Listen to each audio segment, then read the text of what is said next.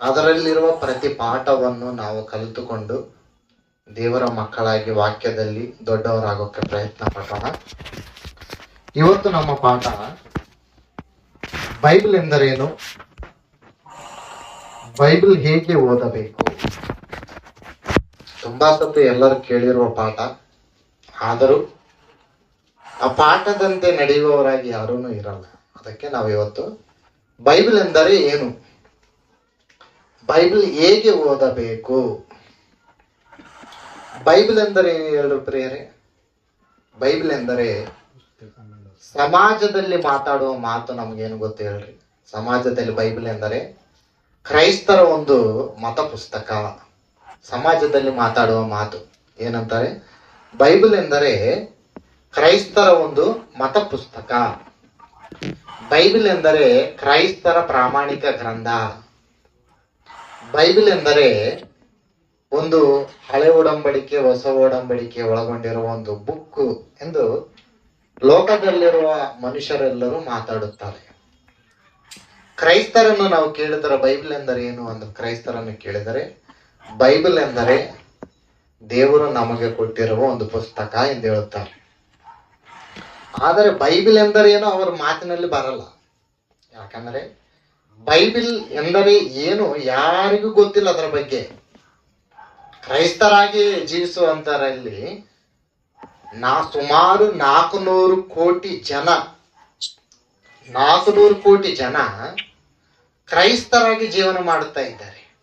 ಎಷ್ಟು ಕೋಟಿ ಅಂದ್ರೆ 400 ಕೋಟಿ, 800 ಕೋಟಿ ಜನ ಭೂಮಿ ಮೇಲೆ ಜೀವನ ಮಾಡುವವರಲ್ಲಿ 400 ಕೋಟಿ ಜನ ಕ್ರೈಸ್ತರಾಗಿ ಜೀವನ ಮಾಡುತ್ತಾ ಇದ್ದಾರೆ.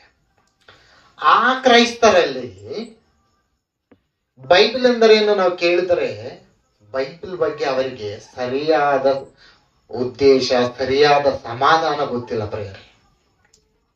ಮತ್ತೆ ನಾವು ಟ್ರೂ ಕ್ರಿಶ್ಚಿಯನ್ ಕ್ರೈಸ್ತವರಾದ ನಾವೆಲ್ಲರೂ ಬೈಬಲ್ ಅಂದರೆ ಏನೆಂದು ಯಾರಾದ್ರೂ ನಮ್ಮನ್ನು ಕೇಳಿದಾಗ ನಾವೇನ್ ಹೇಳಬೇಕು? ಬೈಬಲ್ ಎಂದರೆ ಏನಂದರೆ, ಬೈಬಲ್ ಅಂದರೆ 66 ಪುಸ್ತಕಗಳಿರ್ತವೆ. ಆದಿಕಾಂಡದಿಂದ ಪ್ರಾರಂಭವಾಗುತ್ತದೆ, ಪ್ರಕಟಣೆ ಗ್ರಂಥದಿಂದ ಮುಗುತ್ತದೆ. ಇದೇ ಬೈಬಲ್ ಎಂದು ಹೇಳೋಣ ನಾವು. ಆಲೋಚಿಸ್ರಿ ನೀವೇ. ಬೈಬಲ್ ಅಂದ್ರೆ ಆದಿಕಾಂಡದಿಂದ ಪ್ರಾರಂಭವಾಗುವುದು, ಆದರೆ ಅದರಲ್ಲಿರುವುದೇನು? ಒಂದು ಗಿಡ ಎಂದರೆ ಏನಂದ್ರೆ ಯಾರನ್ನು ಕೇಳಿದ್ರೆ, ಗಿಡ ಬದನೆಕಾಯಿ ಗಿಡ ಅಂದ್ರೆ ಏನು ಅಂದ್ರೆ ಯಾರನ್ನ ಕೇಳಿದ್ರೆ ಏನಂತ ಹೇಳ್ತಾರೆ ಅದರ ಬಗ್ಗೆ ನೀವು? ಬದನೆಕಾಯಿ ಗಿಡ ಏನದರ ಅಂದ್ರೆ, ಬದನೆಕಾಯಿ ಗಿಡ ಅಂದ್ರೆ ಏನು ಗಿಡನೇ, ಎದಕ್ಕೆ ಅದನ್ನ ಯಾಕೆ ಕರಿತೀವಿ ಏನಂತ? ಅದಕ್ಕೆ ಬದನೆಕಾಯಿ ಬರ್ತದ, ಅದರಿಂದ ನಮ್ಮ ಹೊಟ್ಟೆ ತುಂಬುತ್ತದ ಅಂತ ಹೇಳ್ತೀವ ಇಲ್ಲ? ಒಂದು ಗಿಡದ ಬಗ್ಗೆ ಕೇಳಿದ್ರೆ ಏನಂತ ಹೇಳ್ತೀವಿ? ಬದನೆಕಾಯಿ ಗಿಡ ಅಂದ್ರೆ ಏನಂದ್ರೆ ಏನು ಹೇಳ್ತೀವಿ. ತೆಂಗಿನಕಾಯಿ ಮರ ಏನಂದ್ರಿ ಏನು ಅಂದ್ರೆ ಕೇಳಿದ್ರೆ ಏನಂತ ಹೇಳ್ತೀವ್ರಿ ನಾವು? ತೆಂಗಿನಕಾಯಿ ಗಿಡ ಅಂದ್ರೆ ತೆಂಗಿನಕಾಯಿ ಬರುತ್ತದೆ, ಅದರಲ್ಲಿ ನೀರಿರುತ್ತದೆ, ಅದರಿಂದ ಕೊಬ್ಬರಿ ಸಿಗುತ್ತದೆ, ಆ ಕೊಬ್ಬರಿದಿಂದ ಎಣ್ಣೆ ಸಿಗುತ್ತದೆ. ಏನ್ ಹೇಳ್ರಿ, ಒಂದು ತೆಂಗಿನಕಾಯಿ ಮರದ ಬಗ್ಗೆ ಕೇಳಿದ್ರೇನೆ ಇಷ್ಟ ಹೇಳಕ್ಕೈತೆ ನಮ್ಗೆ. ಬೈಬಲ್ ಎಂದರೆ ಏನು ಎಂದು ಯಾರನ್ನ ಕೇಳಿದಾಗ ಅದರ ಬಗ್ಗೆ ನಾವೇನ್ ಹೇಳ್ತೇವೆ ಹೇಳ್ರಿ ಪ್ರಿಯರೇ? ಅದಕ್ಕೆ ಇವತ್ತು ಕ್ರೈಸ್ತರಾದ ನಾವೆಲ್ಲರೂ ತಿಳಿದುಕೊಳ್ಳಬೇಕಾದ ವಿಷಯ ಏನೆಂದರೆ, ಬೈಬಲ್ ಎಂದರೆ ಏನು. ಬೈಬಲ್ ಓದುವಾಗ ಎಲ್ಲರೂ ಓದುತ್ತಾರೆ. ಬೈಬಲ್ ಹೇಗೆ ಓದುತ್ತಾರೆ ನಿಮಗೆ ಗೊತ್ತು. ಒಬ್ಬರು ವಾಗ್ದಾನಗಳಿಗಾಗಿ ಓದುವವರಿದ್ದಾರೆ, ಆಶೀರ್ವಾದಗಳಿಗಾಗಿ ಓದುವವರಿದ್ದಾರೆ, ಏನೋ ದಿನಕ್ಕೊಂದು ವಚನ ಓದುವವರಿದ್ದಾರೆ. ಕ್ಯಾಲೆಂಡರ್ನಲ್ಲಿ ಇರ್ತದೆ ಒಂದೊಂದು ವಚನ, ಆ ವಚನ ಓದೋದು, ಬೆಳಿಗ್ಗೆ ಹೋಗೋದು, ಮನೆಗೆ ಬರೋದು, ಅಂತವು ಓದುವವರು ಇದ್ದಾರೆ. ಹಂಗ ಓದ್ಬೇಕಾ? ಇಲ್ಲಾಂದ್ರೆ ದಿನ ಕೂತ್ಕೊಂಡು ಓದ್ಬೇಕಾ? ದೇವರು ಹೇಗೆ ಓದಬೇಕೆಂದು ಹೇಳಿದ್ದಾನೆ. ನಾವಿವತ್ತು ಬೈಬಲ್ನಲ್ಲಿ ಚೆನ್ನಾಗಿ ಕಲಿತುಕೊಳ್ಳೋಕೆ ಪ್ರಯತ್ನ ಮಾಡೋಣ. ಬೈಬಲ್ ಎಂದರೆ ಏನು? ಬೈಬಲ್ ಎಂದರೆ ಬಿಬ್ಲಾಸ್ ಎಂಬ ಗ್ರೀಕು ಪದದಿಂದ ಬೈಬಲ್ ಆಗಿ ತರ್ಜುಮಾ ಹೊಂದಿದೆ. ಬೈಬಲ್ ಎನ್ನುವ ಪದ ತೆಲುಗು ಪದ ಅಲ್ಲ, ಬೈಬಲ್ ಎನ್ನುವ ಪದ ಕನ್ನಡ ಪದ ಅಲ್ಲ, ಬೈಬಲ್ ಎನ್ನುವ ಪದ ಇಂಗ್ಲಿಷ್ ಪದನೂ ಅಲ್ಲ. ಬೈಬಲ್ ಎನ್ನುವ ಪದ ಇದು ನೋಡ್ರಿ, ಅದು ಗ್ರೀಕ್. ಗ್ರೀಕ್ ಸಾಮ್ರಾಜ್ಯ ಗೊತ್ತಲ್ಲ ನಮ್ಗೆ, ಅಲೆಕ್ಸಾಂಡರ್ ದಿ ಗ್ರೇಟ್ ಗೊತ್ತಲ್ಲ, ನೀವೆಲ್ಲರೂ ಓದಿದ್ದೀರಿ ಸ್ಕೂಲಲ್ಲಿ. ಯಾರು ಪ್ರಪಂಚವನ್ನು ಆಳಿದ ದೊಡ್ಡ ಸಾಮ್ರಾಜ್ಯದ ಚಕ್ರವರ್ತಿ, ಆತನು ಗ್ರೀಕ್ ಚಕ್ರವರ್ತಿ ಎಂದು ಆತನ ಕರೆಯುತ್ತಾರೆ. ಅವರ ಒಂದು ಭಾಷೆ ನಮ್ಮ ಕನ್ನಡ ಭಾಷೆ ಹೆಂಗೈತೆ, ಆಂಧ್ರದವ್ರದ್ದು ತೆಲುಗು ಭಾಷೆ ಹೆಂಗೈತೆ, ತಮಿಳ್ದವ್ರದ್ದು ತಮಿಳು ಭಾಷೆ ಹೆಂಗೈತೆ, ತಮಿಳ್ನಾಡ್ದವ್ರದ್ದು ಹಂಗ ಗ್ರೀಕ್ ಎನ್ನುವುದು ಒಂದು ಭಾಷೆ. ಅದು ಗ್ರೀಕ್ ದೇಶದಲ್ಲಿರುವ ಚಕ್ರವರ್ತಿಯವರ ಭಾಷೆ. ಅದು ಆ ಭಾಷೆ ಏನಂದ್ರೆ ಭಾರತ ದೇಶಕ್ಕೆ ಮಾತೃಭಾಷೆ ಅಂತ ಒಂದೈತೆ. ಏನ್ ಹೇಳ್ರಿ, ಭಾರತ ದೇಶದ ಮಾತೃಭಾಷೆ, ಭಾರತ ದೇಶದ ಮಾತೃಭಾಷೆ ಕರ್ನಾಟಕ ಮಾತೃಭಾಷೆ. ಕರ್ನಾಟಕದ ಮಾತೃಭಾಷೆ ಅಂದ್ರೆ ಕನ್ನಡ. ಕರ್ನಾಟಕದ ಮಾತೃಭಾಷೆ ಏನು? ಕನ್ನಡ. ಭಾರತ ದೇಶದ ಮಾತೃಭಾಷೆ ಅಂದ್ರೆ ಹಿಂದಿ. ಯಾವುದು?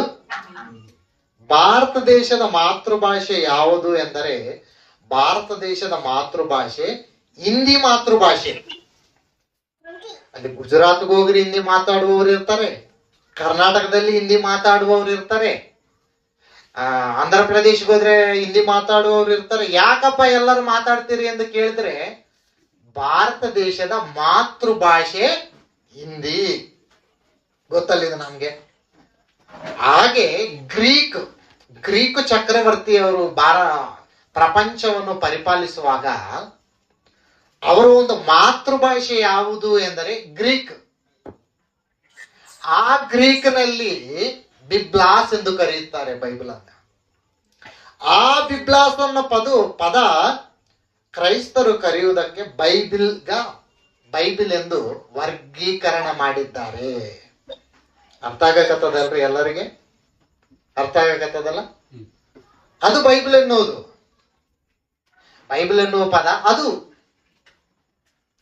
ಈ ಬೈಬಲ್ ಎನ್ನುವ ಪದ ಗ್ರೀಕದಿಂದ ತರ್ಜುಮಾ ಆಗಿ ಬಂದಿದೆ. ಆದರೆ ಕ್ರೈಸ್ತರ ದೇಶವಾದ ಅಮೆರಿಕ, ಭಾರತ ದೇಶ ಅಂದ್ರೆ ಯಾವ ದೇಶ? ಹಿಂದೂ ದೇಶ, ಹೌದಾ ಇಲ್ಲ? ಹಾಗೆ ಕ್ರೈಸ್ತರ ದೇಶ ಯಾವುದು? ಅಮೆರಿಕ, USA, ಇಟಲಿ, ಲಂಡನ್, ಇನ್ನ ಕೆಲವು ದೇಶಗಳ ಇದಾವೆ ಕ್ರೈಸ್ತರ ದೇಶ ಎಂದು ಕರೆಯುತ್ತಾರೆ. ಕ್ರೈಸ್ತರ ದೇಶದಲ್ಲಿರುವ ಕ್ರೈಸ್ತವರಾದವರಿಗೆ ಬೈಬಲ್ ಬಗ್ಗೆ ಗೊತ್ತಿಲ್ಲ ಪ್ರಿಯರೇ. ಯಾಕೆ ಗೊತ್ತಿಲ್ಲ ಅಂತ ಹೇಳಕತ್ತೀನಂದ್ರೆ 1981ರಲ್ಲಿ ಇವಾಗ ನಾವು ಶಾಲೆಗೆ ಓದ್ತೀವಲ್ಲ, ಶಾಲೆಗೆ ಹೋದಾಗ ಸೈನ್ಸು, ಮ್ಯಾಥ್ಸ್, ಆಮೇಲೆ ಹಿಸ್ಟ್ರಿ ಇವೆಲ್ಲ ಇರ್ತಾವಲ್ಲ, ಏನಿದು ಒಂದು ಸಬ್ಜೆಕ್ಟ್. ಹಾಗೆ 1981ರವರೆಗೆ ಬೈಬಲ್ ಅನ್ನು ಶಾಲೆಗಳಲ್ಲಿ ವಾಕ್ಯ ಹೇಳುತ್ತಿದ್ದರು. ಮಕ್ಕಳಿಗೆ ವಾಕ್ಯವನ್ನು ಹೇಳುತ್ತಿದ್ದರು 1981ರವರೆಗೆ.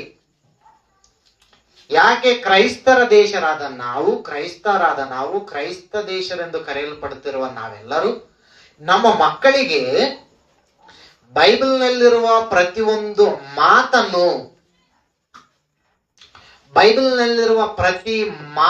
ನಮ್ಮ ಮಕ್ಕಳಿಗೆ ಕಲಿಸಿಕೊಳ್ಳಬೇಕು ಅಂತ ಪಾಠ್ಯ ಪುಸ್ತಕಗಳಲ್ಲಿ, ಶಾಲೆಗಳಲ್ಲಿ ಬೋಧನೆ ಮಾಡುತ್ತಾ ಇದ್ದರು ಪ್ರಿಯ, ಬೋಧನೆ ಮಾಡುತ್ತಿದ್ದರು. ಆದರೆ ಬೈಬಲ್ನಲ್ಲಿ ಕೆಟ್ಟ ಮಾತುಗಳಿವೆ. ಬೈಬಲ್ನಲ್ಲಿ ಸೈನ್ಸ್ ಇಲ್ಲ. ಬೈಬಲ್ನಲ್ಲಿ ಒಳ್ಳೆ ಮಾತುಗಳಿಲ್ಲ ಎಂದು ಬೈಬಲ್ ಅನ್ನು ಕಲಿತುಕೊಳ್ಳುತ್ತಿರುವ ಮಕ್ಕಳು, ಶಾಲೆಗೆ ಹೋಗಿ ವಾಕ್ಯವನ್ನು ಕಲಿತುಕೊಳ್ಳುತ್ತಿರುವ ಮಕ್ಕಳು ಕೆಟ್ಟೋಗುತ್ತಿದ್ದಾರೆ ಎಂದು ಬೈಬಲ್ ಅನ್ನು ಏನ್ ಮಾಡಿದ್ದಾರೆ ಅಂದ್ರೆ ಲೂಸಿಯಾನ ಎಂಬ ಚಟ್ಟವನ್ನು ಮಾಡಿ. ಯಾವ ಚಟ್ಟ? ಲೂಸಿಯಾನ ಎಂಬ ಚಟ್ಟವನ್ನು ಮಾಡಿ, ಕಾನೂನನ್ನು ಮಾಡಿ, ಆ ಕಾನೂನಿನ ಪ್ರಕಾರ ಬೈಬಲ್ ಶಾಲೆಗಳಲ್ಲಿ ಬೋಧನೆ ಮಾಡಬಾರದು. ಯಾವ ಚಟ್ಟ? ಲೂಸಿಯಾನ ಎಂಬ ಚಟ್ಟವನ್ನು ಮಾಡಿ ಶಾಲೆಗಳಲ್ಲಿ ಬೈಬಲ್ ಬೋಧನೆ ಮಾಡಬಾರದು ಇವತ್ತಿನಿಂದ. ಇವಾಗ ಹೇಳ್ರಿ, ಕ್ರೈಸ್ತರ ದೇಶರೆಂದು ಕರೆಯಲ್ಪಡುತ್ತಿರುವ ಕ್ರೈಸ್ತರಿಗೆ, ಅಮೆರಿಕದವರಾಗಲಿ ಇಟಲಿದವರಿಗಾಗಲಿ ಬೈಬಲ್ ಎಂದರೇನು ಗೊತ್ತಾ ಪ್ರಿಯರ್? ಹೇಳ್ರಿ, ಇವಾಗ ಬೈಬಲ್ ಎಂದರೇನು ಗೊತ್ತಾ? ಅವ್ರಿಗೆ ಗೊತ್ತೈತೆ ಬೈಬಲ್ ಅಂದ್ರೇನು? ಇವಾಗ ಎಲ್ಲಿ ಪ್ರಿಯರೇ, ಗೊತ್ತಿದ್ರೆ ಬೈಬಲ್ ಎಂದರೇನು ಗೊತ್ತಿದ್ರೆ ಪಾಠ್ಯ ಪುಸ್ತಕಗಳಿಂದ ಬೈಬಲ್ ಅನ್ನು ತೆಗೆದು ಹಾಕ್ತಿದ್ರ ಅವರು? ಅವ್ರಿಗೆ ಏನು ಗೊತ್ತಿಲ್ಲ, ಬೈಬಲ್ ಎಂದರೇನು ಗೊತ್ತಿಲ್ಲ. ಆಗ್ಲಿ ಕ್ರೈಸ್ತರಿಗೆ, ಕ್ರೈಸ್ತರೆಂದು ಕರೆಯಲ್ಪಡುತ್ತಿರುವ ನಮ್ಮ ದೇಶದಲ್ಲಿರುವ ಕ್ರೈಸ್ತರಿಗೆ ಆದ್ರೂ ಬೈಬಲ್ ಅಂದ್ರೇನು ಗೊತ್ತಾ?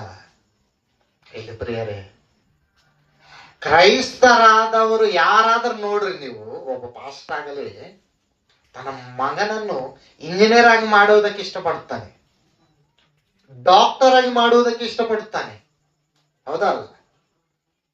ಆಮೇಲೆ ಸಾಫ್ಟ್ವೇರ್ ಎಂಪ್ಲಾಯ್ ಆಗಿ ಮಾಡೋದಕ್ಕೆ ಇಷ್ಟ ಇರುತ್ತದೆ. ಪಾಸ್ಟ್ ಆಗಿ ಮಾಡುತ್ತಾನ? ನೀವ್ ಯಾರಾದ್ರೂ ನೋಡಿರಾ? ನಾನು ನೋಡಿಲ್ರಿ. ಯಾಕೆ ಮಾಡಕತ್ತಿಲ್ಲ ಅಂದ್ರೆ ಬೈಬಲ್ ಎಂದರೇನು ಅವರಿಗೂ ಗೊತ್ತಿಲ್ಲ. ಮತ್ತೆ ಬೈಬಲ್ ಎಂದರೆ ಏನು? ಇವಾಗ ಬೇರೆ, ಬೈಬಲ್ ಎಂದರೆ 66 ಪುಸ್ತಕಗಳನ್ನು ಒಳಗೊಂಡಿರುವ ಬುಕ್. ಆದರೆ ಬೈಬಲ್ನಲ್ಲಿರುವ ಪ್ರತಿ ಮಾತು ದೇವರ ಮನಸ್ಸಿನಿಂದ ಬಂದಿರುವ ಮಾತುಗಳು. ಯಾರ ಮನಸ್ಸಿನಿಂದ? ದೇವರ ಮನಸ್ಸಿನಿಂದ ಬಂದಿರುವ ಮಾತುಗಳು. ಮತ್ತೆ ಈ ಬೈಬಲ್ ಮನುಷ್ಯನ ಕೈಗೆ ಬರುವುದಕ್ಕಿಂತ ಮೊದಲು ಎಲ್ಲಿತ್ತು ನೋಡೋಣ ಒಂದ್ಸತಿ ಆ ಮಾತು. ದೇವರ ಮನಸ್ಸಿನಿಂದ ಬಂದಿರುವ ಮಾತು ಎಲ್ಲಿತ್ತು ಎಂದು ನಾವು ಬೈಬಲ್ನಲ್ಲಿ ನೋಡಿದಾಗ, ಪ್ರಕಟಣೆ ಗ್ರಂಥ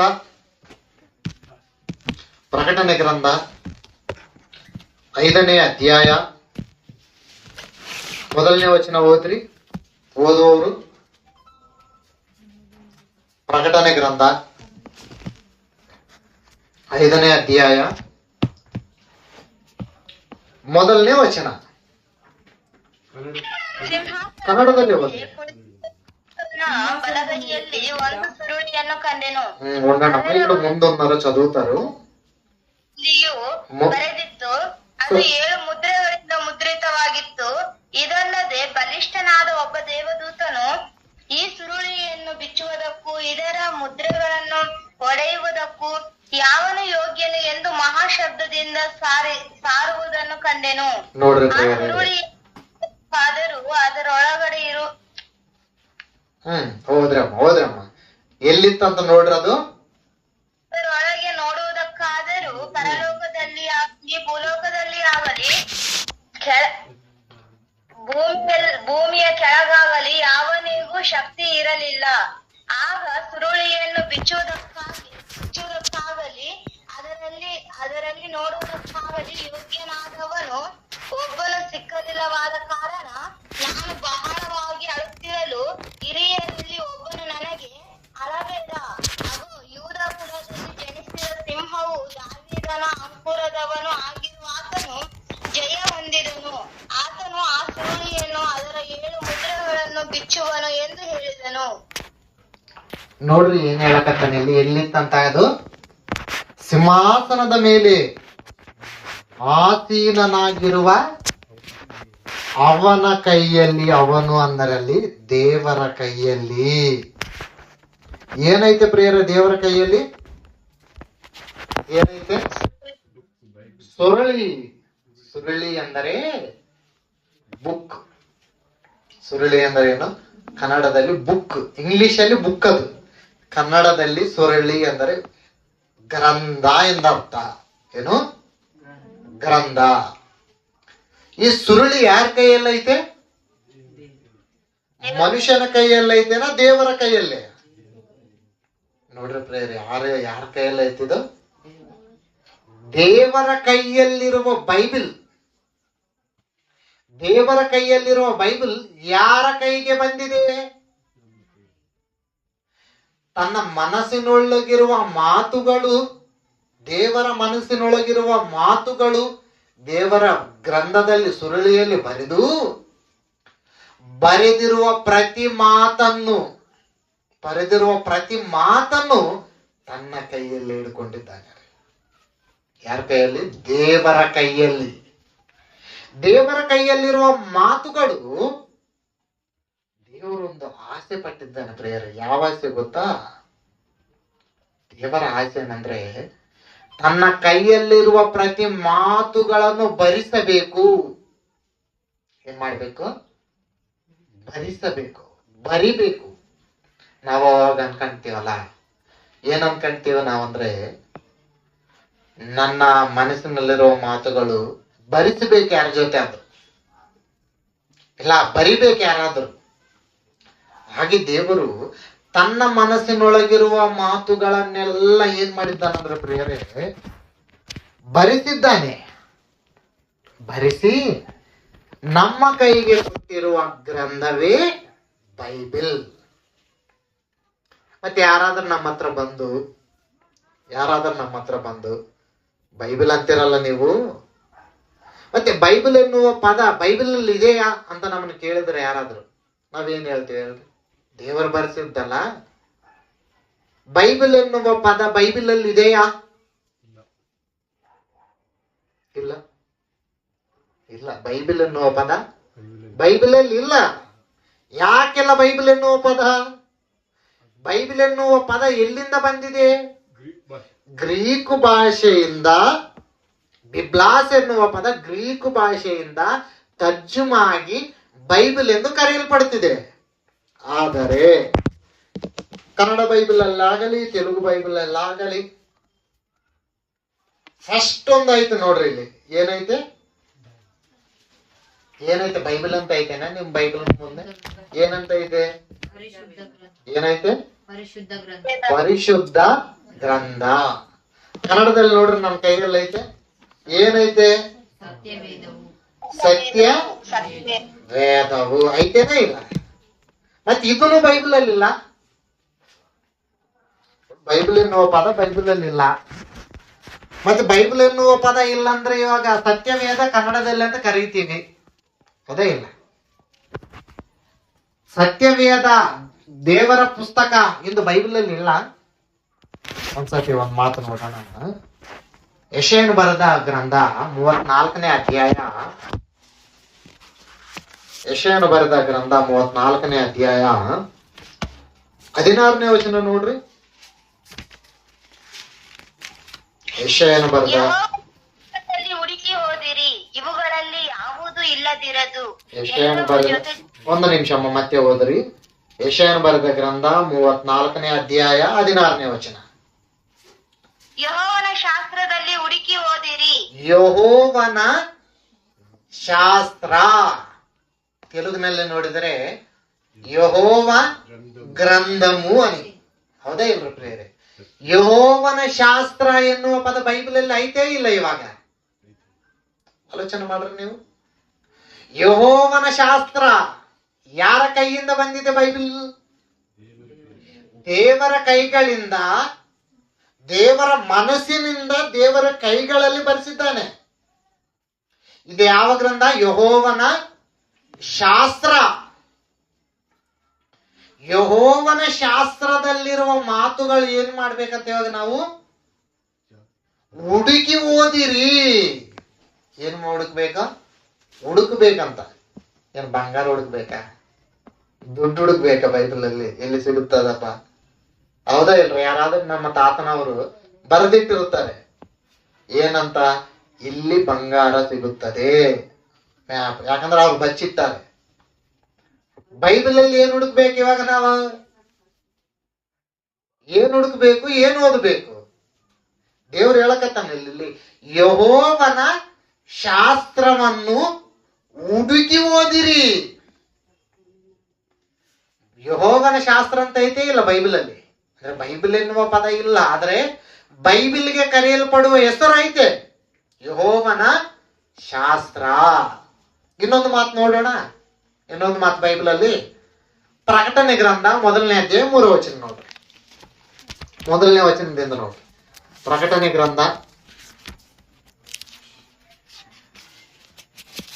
ಗ್ರಂಥ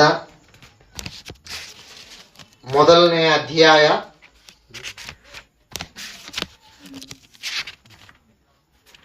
ನೋಡ್ರಿ. ಮೊದಲನೇ ವಚನದಿಂದ 3ನೇ ವಚನವರೆಗೆ ನೋಡ್ರಿ. ಯೇಸು ಕ್ರಿಸ್ತನ ಪ್ರಕಟಣೆಯು ಆತನು ಬೇಗ ಸಂಭವಿಸಬೇಕಾಗಿರುವ ಸಂಗತಿಗಳನ್ನು ತನ್ನ ದಾಸರಿಗೆ ತೋರಿಸುವುದಕ್ಕಾಗಿ ದೇವರಿಂದ ಈ ಪ್ರಕಟಣೆಯನ್ನು ಹೊಂದಿದನು. ಇದಲ್ಲದೆ ಆತನು ತನ್ನ ದೂತನನ್ನು ಕಳುಹಿಸಿ ಅವನ ಮೂಲಕ ಆ ಸಂಗತಿಗಳನ್ನು ತನ್ನ ದಾಸನಾದ ಯೋಹಾನನಿಗೆ ಸೂಚಿಸಿದನು.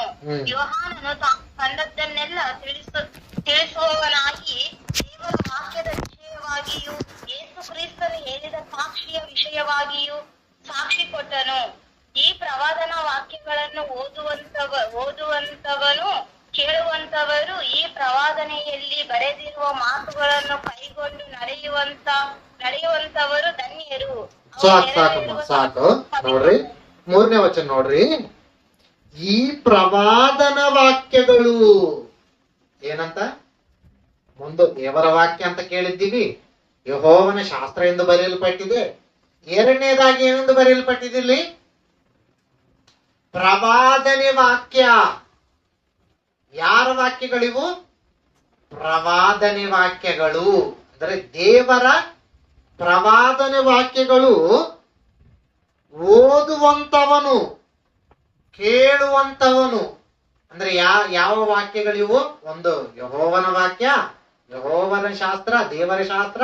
ಎರಡನೇದೇನು? ಪ್ರವಾದನೆ ವಾಕ್ಯಗಳು. ಇವಾಗ ಬೈಬಲ್ ಅಂದ್ರೆ ಬೈಬಲ್ ಎಲ್ಲ ಐತೆ ಇಲ್ಲಿ. ಇವಾಗ ನಾವು ಯಾರನ್ನು ಕೇಳಿದಾಗ ಬೈಬಲ್ ಎನ್ನುವ ಪದ ಇಲ್ಲ, ಆದರೆ ಅದಕ್ಕೆ ಅನುಗುಣವಾಗಿ ಒಂದು ಯೆಹೋವನ ಶಾಸ್ತ್ರ ಐತೆ, ಎರಡನೇದು ಯೆಹೋವನ ಪ್ರವಾದನೆಗಳು. ಅಂದ್ರೆ ಪ್ರವಾದನೆ ವಾಕ್ಯಗಳಂದ್ರೆ ಯಾವುವು? ದೇವರದೇನು? ಪ್ರವಾದನೆ ಮಾತುಗಳು. ಮತ್ತೆ ಈ ಪ್ರವಾದನೆ ವಾಕ್ಯಗಳನ್ನು ನಾವು ಹೇಗೆ ಓದಬೇಕು ಪ್ರಿಯರೇ? ಹೇಳ್ರಿ. ಈ ಪ್ರವಾದನೆ ವಾಕ್ಯಗಳನ್ನು ಹೇಗೆ ಓದಬೇಕು? ಹೇಗೆ ಓದಬೇಕು? ಈ ಬೈಬಲ್ ಅನ್ನು, ಇಲ್ಲಾಂದ್ರೆ ಈ ಸತ್ಯವೇದವನ್ನು ಯಾರು ಬರೆದಿದ್ದಾರೆ ಕೇಳ್ತಾರೆ ಅಲ್ಲ. ಮೊದಲು ಬೈಬಲ್ ಎನ್ನುವ ಪದ ಬೈಬಲ್ ಎಲ್ಲ ಐತೆ. ಆದರೆ ಈ ಪ್ರವಾದನೆ ವಾಕ್ಯ ದೇವರ ವಾಕ್ಯ ಅಂತ ನೀವು ಹೇಳಕತ್ತೀರಲ್ಲ, ಮತ್ತೆ ಇದು ಬರ್ದಿದ್ದು ಯಾರು? ದೇವರು ಬರ್ದಾನ? ತನ್ನ ಕೈಯಲ್ಲಿರುವುದು ದೇವರು ಬರ್ದಿದ್ದಾನೆ, ಹೌದಾ ಇಲ್ಲ? ತನ್ನ ಕೈಯಲ್ಲಿರುವ ಪ್ರತಿಯೊಂದು ಮಾತನ್ನು ಯಾರು ಬರೆದಿದ್ದಾರೆ? ದೇವರು ಬರೆದಿದ್ದಾನೆ. ಮತ್ತೆ ನಮ್ಮ ಕೈಯಲ್ಲಿರುವ ಬೈಬಲ್ ಅನ್ನು ದೇವರು ಬರೆದಿದ್ದಾನ? ದೇವರು ಬರೆದಿದ್ದೇನು? 10 ಧರ್ಮಶಾಸ್ತ್ರದಲ್ಲಿರುವ ಮಾತುಗಳು ಬರೆದಿದ್ದಾನೆ ಕಲ್ಲಿನ ಮೇಲೆ. ಅಲ್ಲಿ ನಾವು ಓದಿದಾಗ ದೇವರ ಒಂದು ಕೈ ವ್ರಾತ ಅಂತ ಇರ್ತದೆ, ಅಂದ್ರೆ ದೇವರ ಕೈನಿಂದ ಬರೆದಿರುವ ಮಾತುಗಳು ಎಂದು ಇರುತ್ತದೆ. ಅಲ್ಲಿ ಯಾವ ಮಾತುಗಳಂದ್ರೆ ಕಲ್ಲಿನ ಮೇಲೆ ಕಿತ್ತಿರುವ 10 ದಶಾಜ್ಞೆಗಳು, 10 ಆಜ್ಞೆಗಳು. ಮತ್ತೆ 66 ಪುಸ್ತಕಗಳು ಯಾರು ಬರೆದಿದ್ದಾರೆ? ಇದನ್ನ ನಾವು ಕೇಳಿದಾಗ ಅವರೇ ಹೇಳ್ತಾರೆ. ಏನಂತ ಹೇಳ್ತಾರೆ ಗೊತ್ತಾ? ಬೈಬಲ್ ಬರೆದಿದ್ದು ನೀವು ದೇವರ ಮನಸ್ಸಂತ ಹೇಳ್ತೀರಿ, ದೇವರ ಕೈಯಲ್ಲಿರುವುದೆಂದು ಹೇಳುತ್ತೀರಿ. ಆದರೆ ಬೈಬಲ್ ಅಲ್ಲಿ ಬರೆದಿರುವ 39 ಪುಸ್ತಕಗಳು ಇದಾವಲ್ಲ, ಆದಿಕಾಂಡದಿಂದ ಮಲಾಕಿ ಗ್ರಂಥದವರೆಗೆ 39 ಪುಸ್ತಕಗಳ ಇದಾವಲ್ಲ, ಈ 39 ಪುಸ್ತಕಗಳನ್ನು ಯಾವ ಭಾಷೆಯಲ್ಲಿ ಬರೆದಿದ್ದಾರೆ ಅಂದರೆ ಆದಿಮ ಹೆಬ್ರಿ ಭಾಷೆಯಲ್ಲಿ ಬರೆದಿದ್ದಾರೆ. ಯಾವ ಭಾಷೆ? ಆದಿಮ ಹೆಬ್ರಿ ಭಾಷೆಯಲ್ಲ, ಆದಿಮ ಹೆಬ್ರಿ ಭಾಷೆ. ಇವಾಗ ಕನ್ನಡ ಭಾಷೆ ನೋಡ್ರಿ, ಒಂದೊಂದು ಕಡೆ ಒಂದೊಂದು ಇರ್ತದೆ. ಆದ್ರೆ ಒಳಗೋಗ್ರಿ ನೀವು ಕನ್ನಡ ಭಾಷೆ, ನಮ್ಗೆ ಅರ್ಥನೇ ಆಗಲ್ಲ ಅಂತ ಕನ್ನಡ ಇರ್ತದ ಅವಾಗಿರೋದು. ನೀವು ನೋಡ್ರಿ, ಬೇಕಿದ್ರೆ ಹಳೆಯ ಪುಸ್ತಕಗಳು ಓದುವುದಕ್ಕೆ ಪ್ರಯತ್ನ ಮಾಡಿದ್ರೆ ಕಷ್ಟ ಇರ್ತದ, ಅದು ಕನ್ನಡನೇ. ಹಾಗೆ ಆದಿಮ ಹೆಬ್ರಿ ಗ್ರೀಕ್ ಭಾಷೆಗಳಲ್ಲಿ ಮೊದಲು ಬರೆದಿರುವ 39 ಪುಸ್ತಕಗಳು ಬರೆದಿವೆ. ಇನ್ನು 27 ಪುಸ್ತಕಗಳಿದಾವಲ್ಲ, ಈ 27 ಪುಸ್ತಕಗಳನ್ನು ಗ್ರೀಕ್ ಭಾಷೆಯಲ್ಲಿ ಬರೆದಿದ್ದಾರೆ. ಯಾವ ಭಾಷೆ? 39 ಪುಸ್ತಕಗಳು ಯಾವ ಭಾಷೆಯಲ್ಲಿ ಬರೆದಿದ್ದಾವೆ? ಮೊದಲು ಆದಿಮ ಹೆಬ್ರಿ ಭಾಷೆಯಲ್ಲಿ 39 ಪುಸ್ತಕಗಳು. ಉಳಿದಿರುವ ಹೊಸ ಒಡಂಬಡಿಕೆ ಯೇಸು ಕ್ರಿಸ್ತನ ಸುವಾರ ಹುಟ್ಟಿದಾಗಲಿಂದ ಸುವಾರ್ತೆ 4 ಸುವಾರ್ತೆಗಳು, ಅಪೊಸ್ತಲರ ಕಾರ್ಯಗಳು, ಪೌಲನು ಬರೆದ 16 ಪತ್ರಿಕೆಗಳು, ಯಾಕೋಬನ ಪತ್ರಿಕೆ ಆಗಲಿ, ಇನ್ನ ಪೇತ್ರವರು ಬರೆದಿರುವ ಪತ್ರಿಕೆಗಳಾಗಲಿ, ಯೋಹಾನ ಪತ್ರಿಕೆ ಆಗಲಿ, ಯೂದಾ ಪತ್ರಿಕೆ ಆಗಲಿ, ಪ್ರಕಟಣೆ ಗ್ರಂಥ ಆಗಲಿ, ಇವೆಲ್ಲ ಬರೆದಿರುವ ಭಾಷೆ ಯಾವುದು ಎಂದರೆ ಹೆಬ್ರಿ ಭಾಷೆ ಅಲ್ಲ, ಗ್ರೀಕ್ ಭಾಷೆಯಲ್ಲಿ ಬರೆದಲ್ಪಟ್ಟಿವೆ. ಅರ್ಥ ಆಯ್ತಲ್ಲ? 39 ಪುಸ್ತಕಗಳೇನೋ ಹೆಬ್ರಿ ಭಾಷೆಯಲ್ಲಿ, ಆದಿಮ ಹೆಬ್ರಿ ಭಾಷೆಯಲ್ಲಿ, 27 ಪುಸ್ತಕಗಳೇನೋ ಗ್ರೀಕ್ ಭಾಷೆಯಲ್ಲಿ. ಯಾಕೆ ಗ್ರೀಕ್ ಭಾಷೆಯಲ್ಲಿ ಬರೆಯಲ್ಪಟ್ಟಿವೆ ಎಂದರೆ ನಿಮ್ಗೆ ಅರ್ಥವಾಗುವುದಕ್ಕೆ ಹೇಳುತ್ತೇನೆ. ಇಸ್ರಾಯೇಲಿಯರು 39 ಪುಸ್ತಕಗಳಿದಾವಲ್ಲ, ಇಸ್ರಾಯೇಲಿಯರು ಕಾನಾನು ದೇಶದಲ್ಲಿ ಬರೆಯಲ್ಪಟ್ಟಿರುವ ಪುಸ್ತಕಗಳವು 39. ಇನ್ನ 27 ಪುಸ್ತಕಗಳಿದಾವಲ್ಲ ಹೊಸ ಒಡಂಬಡಿಕೆ, ಗ್ರೀಕು ಅಲೆಕ್ಸಾಂಡರ್ ದಿ ಗ್ರೇಟ್ ಅನ್ನ ಓದಿವಲ್ಲ, ಆತನು ಪ್ರಪಂಚದಲ್ಲಿರುವ ಪ್ರತಿಯೊಬ್ಬ ಮನುಷ್ಯನಿಗೆ ಗ್ರೀಕ್ ಭಾಷೆ ದೊಡ್ಡ ಭಾಷೆ ಮಾಡಿಬಿಟ್ಟ. ಇಸ್ರಾಯೇಲರು ಸೆರೆಗೆ ಹೋಗಿದ್ದಾರಲ್ಲ, ಸೆರೆಯಿಂದ ಬಿಡುಗಡೆ ಆದ ಮೇಲೆ ಅವರು ಬರುವಷ್ಟರಲ್ಲಿ ಪ್ರಪಂಚವನ್ನ ಆಳುವವರು ರೋಮ ಚಕ್ರವರ್ತಿ ಯೇಸು ಕ್ರಿಸ್ತು ಹುಟ್ಟಿದಾಗ. ಆದರೆ ಪ್ರಪಂಚದಲ್ಲಿ ಭಾಷೆ ಯಾವುದು ಎಂದರೆ ಅವಾಗ ಗ್ರೀಕ್ ಭಾಷೆ ಪ್ರಾಮಾಣಿಕೆಯಲ್ಲಿತ್ತು. ಅದಕ್ಕೆ 39 ಏನೋ ಗ್ರೀಕ್ ಹೆಬ್ರಿ ಭಾಷೆಯಲ್ಲಿ, 27 ಏನೋ ಗ್ರೀಕ್ ಭಾಷೆಯಲ್ಲಿ ಬರೆಯಲ್ಪಟ್ಟಿದೆ. ಇವನ್ ನೀವು ಮರಿಬಾರ್ದು, ಯಾವಾಗ ಕೇಳಿದ್ರು ಹೇಳ್ಬೇಕು. ಅರ್ಥ ಆಯ್ತಾ? ಬರೆಯಲ್ಪಟ್ಟಿದೆ. ಈ ಬರೆಯಲ್ಪಟ್ಟಿರುವ ಪ್ರತಿಯೊಂದು ಮಾತುಗಳು ಮನುಷ್ಯರೇ ಬರೆದಿದ್ದಾರೆ. ಎಂತ ಮನುಷ್ಯರು ಬರೆದಿದ್ದಾರೆ ಅಂದರೆ ಅರಸರು ಬರೆದಿದ್ದಾರೆ, ಮನೆ ಕಟ್ಟುವವರು ಕುರುಬರು ಬರೆದಿದ್ದಾರೆ, ಮನೆ ಕಟ್ಟುವಂತವ್ರು ಬರೆದಿದ್ದಾರೆ. ಇನ್ನ ಎಂತವ್ರು ಬರೆದಿದ್ದಾರೆ ಅಂದ್ರೆ ನೋಡ್ರಿ, ಸುಮಾರು 42 ಮಂದಿ ಭಕ್ತರು ಬರೆದಿರುವವರು. ಎಷ್ಟು ಜನ? 42 ಮಂದಿ ಭಕ್ತರು. ಮತ್ತೆ ಅವರು ಯಾರೋ ಕವಿಗಳು, ಇಲ್ಲಾಂದ್ರೆ ರಾಜರು, ಚರಿತ್ರಕಾರರು ಬರೆದಿರುವಂತ ಮಾತುಗಳಲ್ಲಿ ಯಾರಂದ್ರೆ ಬರೆದಿದ್ದು ಭಕ್ತರು ಬರೆದಿರುವ ಮಾತುಗಳು. ಯಾರು ಬರೆದಿದ್ದಾರೆ? ಭಕ್ತರು. ಆ ಭಕ್ತರಲ್ಲಿರುವವರು ಯಾರು ಅಂದ್ರೆ ಪ್ರಿಯರೇ,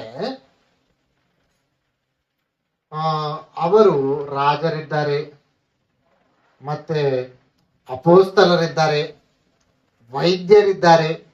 ರಾಜರು, ವೈದ್ಯರು, ಅಪೋಸ್ತಲರು, ಮತ್ತೆ ಹೊಲಿಯುವವರು. ಡೇರೆಗಳು ಇರ್ತಾವಲ್ಲ, ನಾವಲ್ಲಿ ನೋಡುವಾಗ ಹಾಕಿರ್ತಾರಲ್ಲ ಡೇರೆಗಳು, ಅಂತ ಡೇರೆಗಳನ್ನು ಹೊಲಿಯುವವರು ಬರೆದಿದ್ದಾರೆ.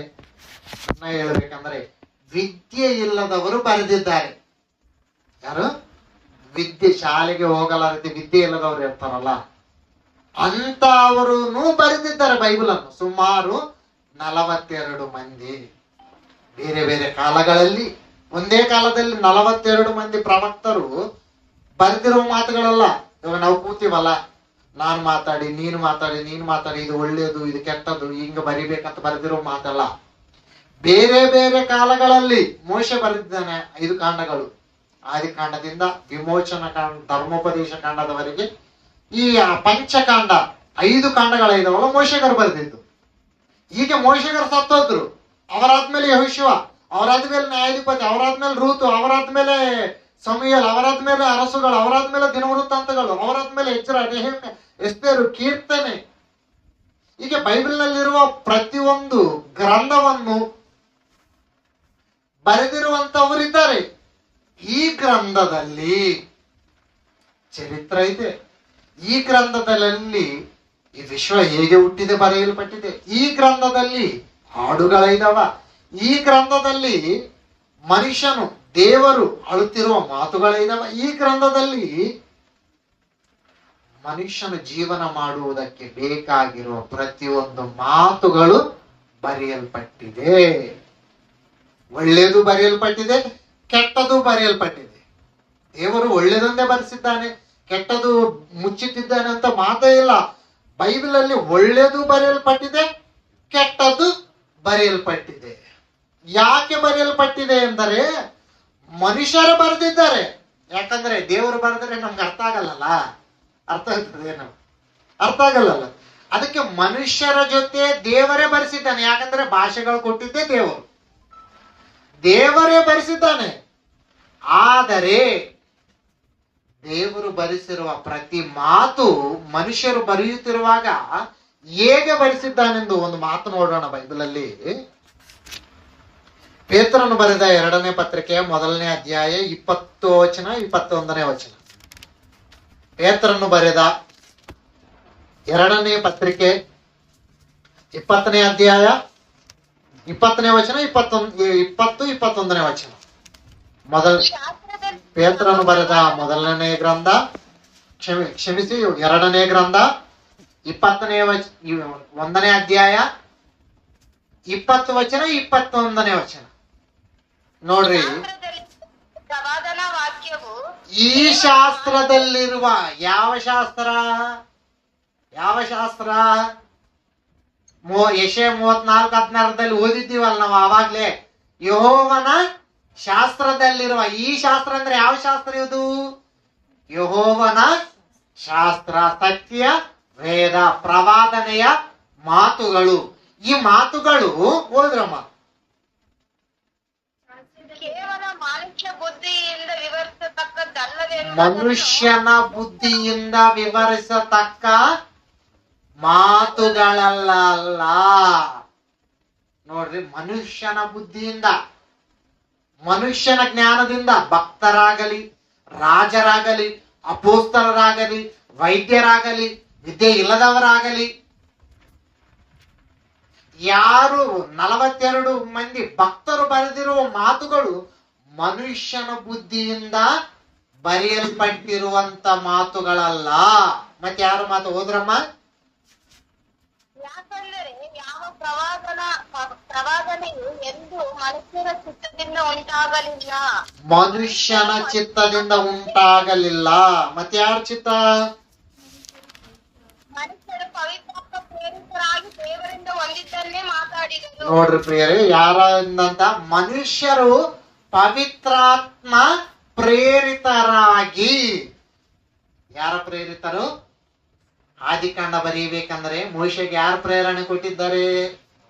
ಪರಿಶುದ್ಧಾತ್ಮನು. ಯೆಹೋಶುವ ಬರೀಬೇಕಂದ್ರೆ, ಮತ್ತಾಯ ಸುವಾರ್ತೆ ಬರೀಬೇಕಂದ್ರೆ, ಲೂಕ ಸುವಾರ್ತೆ ಬರೀಬೇಕಂದ್ರೆ, ಅಪೋಸ್ತಲ ಕಾರ್ಯಗಳು ಬರೀಬೇಕಂದ್ರೆ, ರೋಮ ಪತ್ರಿಕದಿಂದ ಹೆಬ್ರಿ ಪತ್ರಿಕೆವರೆಗೆ ಪೌಲುಗಾರು ಬರೀಬೇಕಂದ್ರೆ ಯಾರ ಪ್ರೇರಣೆ ಕೊಡಬೇಕು? ಪರಿಶುದ್ಧಾತ್ಮ ಪ್ರೇರಣೆ ಕೊಡಬೇಕು. ಮನುಷ್ಯ ನಾನು ಬರೀತೀನಿ ಅಂತ ಒಂದು ವೇಳೆ ಅಂದುಕೊಂಡ್ರೆ ಏನಾಗ್ತದೆ ಗೊತ್ತಾ ಪ್ರಿಯರೇ? ದೇವರು ಭರಸಲ್ಲ. ಯಾಕಂದ್ರೆ ಒಂದು ಮಾತು ನೋಡೋಣ. ಒಂದು ಮಾತು, ಯೂದ ಪತ್ರಿಕಾ ಲೂಕನ್ ಬರೆದ ಸುವಾರ್ತೆ 1ನೇ ಅಧ್ಯಾಯ 1ನೇ ವಚನ. ಲೂಕನ್ ಬರೆದ ಸುವಾರ್ತೆ 1ನೇ ಅಧ್ಯಾಯ 1ನೇ ವಚನ. ಲೂಕನ್ ಬರೆದ ಸುವಾರ್ತೆ 1ನೇ ಅಧ್ಯಾಯ 1ನೇ ವಚನ.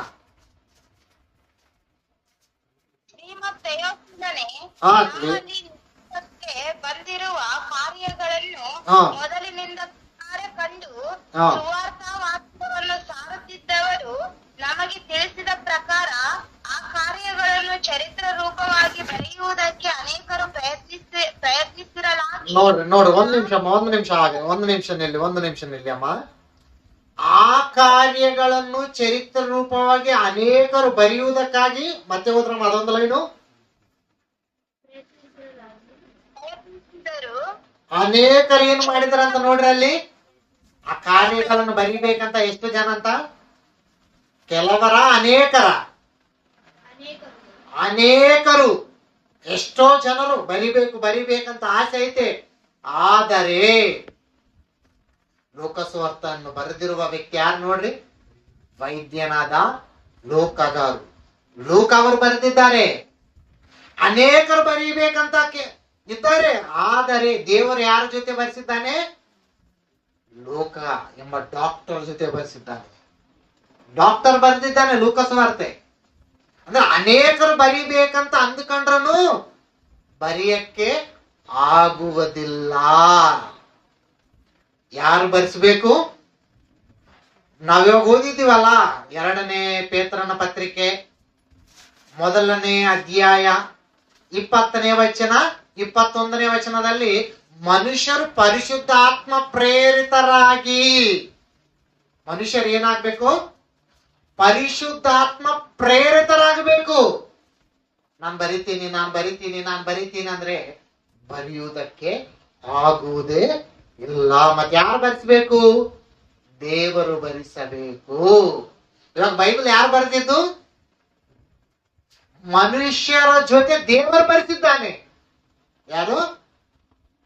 ದೇವರು ಬರೆಸಿರುವ ಮಾತುಗಳೇ ಯೆಹೋವನ ಧರ್ಮಶಾಸ್ತ್ರದಲ್ಲಿರುವ, ಸತ್ಯವೇದದಲ್ಲಿರುವ, ಬೈಬಲ್ ಎಂದು ಕರೆಯಲ್ಪಡುತ್ತಿರುವ 66 ಪುಸ್ತಕಗಳಲ್ಲಿರುವ ಮಾತುಗಳು.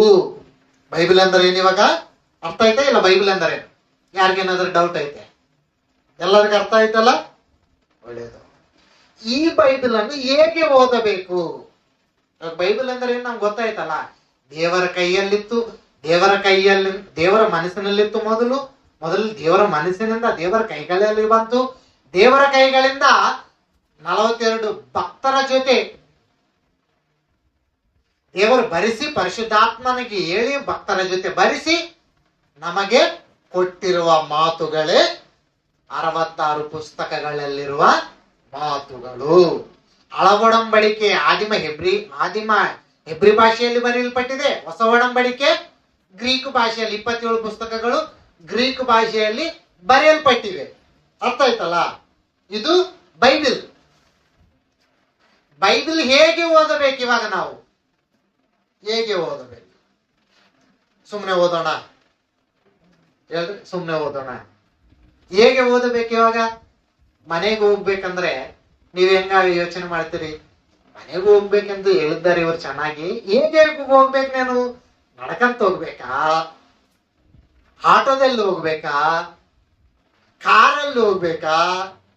ರೈಲಲ್ಲಿ ಹೋಗ್ಬೇಕಾ? ಯೋಚನೆ ಮಾಡ್ತೀರಾ ಇಲ್ಲ? ಮನೆಗೆ ಹೋಗಂದ್ರೇನೆ ಹೇಗೆ ಹೋಗಬೇಕು ಎಂದು ಇಷ್ಟು ಯೋಚನೆ ಮಾಡ್ತೀವಿ ನಾವು. ಹೌದೇ ಇಲ್ರಿ? ಯಾವ್ದನ್ನು ಊರಿಗೆ ಹೋಗಂದ್ರೆ ಎಷ್ಟು ಯೋಚನೆ ಮಾಡ್ತೀವಿ. ತುಂಬಾ ರಾತ್ರಿ ಎಲ್ಲ ನಿದ್ದೆನೆ ಬರಲ್ಲ. ಊರಿಗೆ ಹೋಗ್ಬೇಕು, ಹೆಂಗ್ ಹೋಗ್ಬೇಕು, ಹೇಗೆ ನಡಿಬೇಕು, ಹೇಗೆ ಅಲ್ಲಿ ನಡ್ಕಬೇಕು, ಯೋಚನೆ ಮಾಡ್ತೀವಿ. ಮನುಷ್ಯನು ಬಂಧುಗಳಿಗೆ, ಮನುಷ್ಯನ ಪುಸ್ತಕಗಳಿಗೆ, ಶಾಲೆಗೆ ಹೋಗುವಾಗ ಓದುವುದಕ್ಕೆ ಎಷ್ಟೋ ಪ್ರಯತ್ನ ಮಾಡ್ತೀವಿ. ಹೌದೇ ಇಲ್ರಿ? 1ನೇ ತರಗತಿ ಓದ್ಬೇಕು, 2ನೇ ತರಗತಿ ಓದ್ಬೇಕು, 4ನೇ ತರಗತಿ ಓದ್ಬೇಕು, 10ನೇ ತರಗತಿ ಓದ್ಬೇಕು, 12 ಓದ್ಬೇಕು, ಡಿಗ್ರಿ ಓದ್ಬೇಕು. ಓದುವುದಕ್ಕೆ ಎಷ್ಟೋ ಯೋಚನೆ. ಅದು ಓದುವುದಕ್ಕೆ ಬರುವುದಿಲ್ಲ ಎಂದು ಟೀಚರ್ ಇರ್ತಾರೆ ಇಲ್ಲ ಹೇಳೋದಕ್ಕೆ.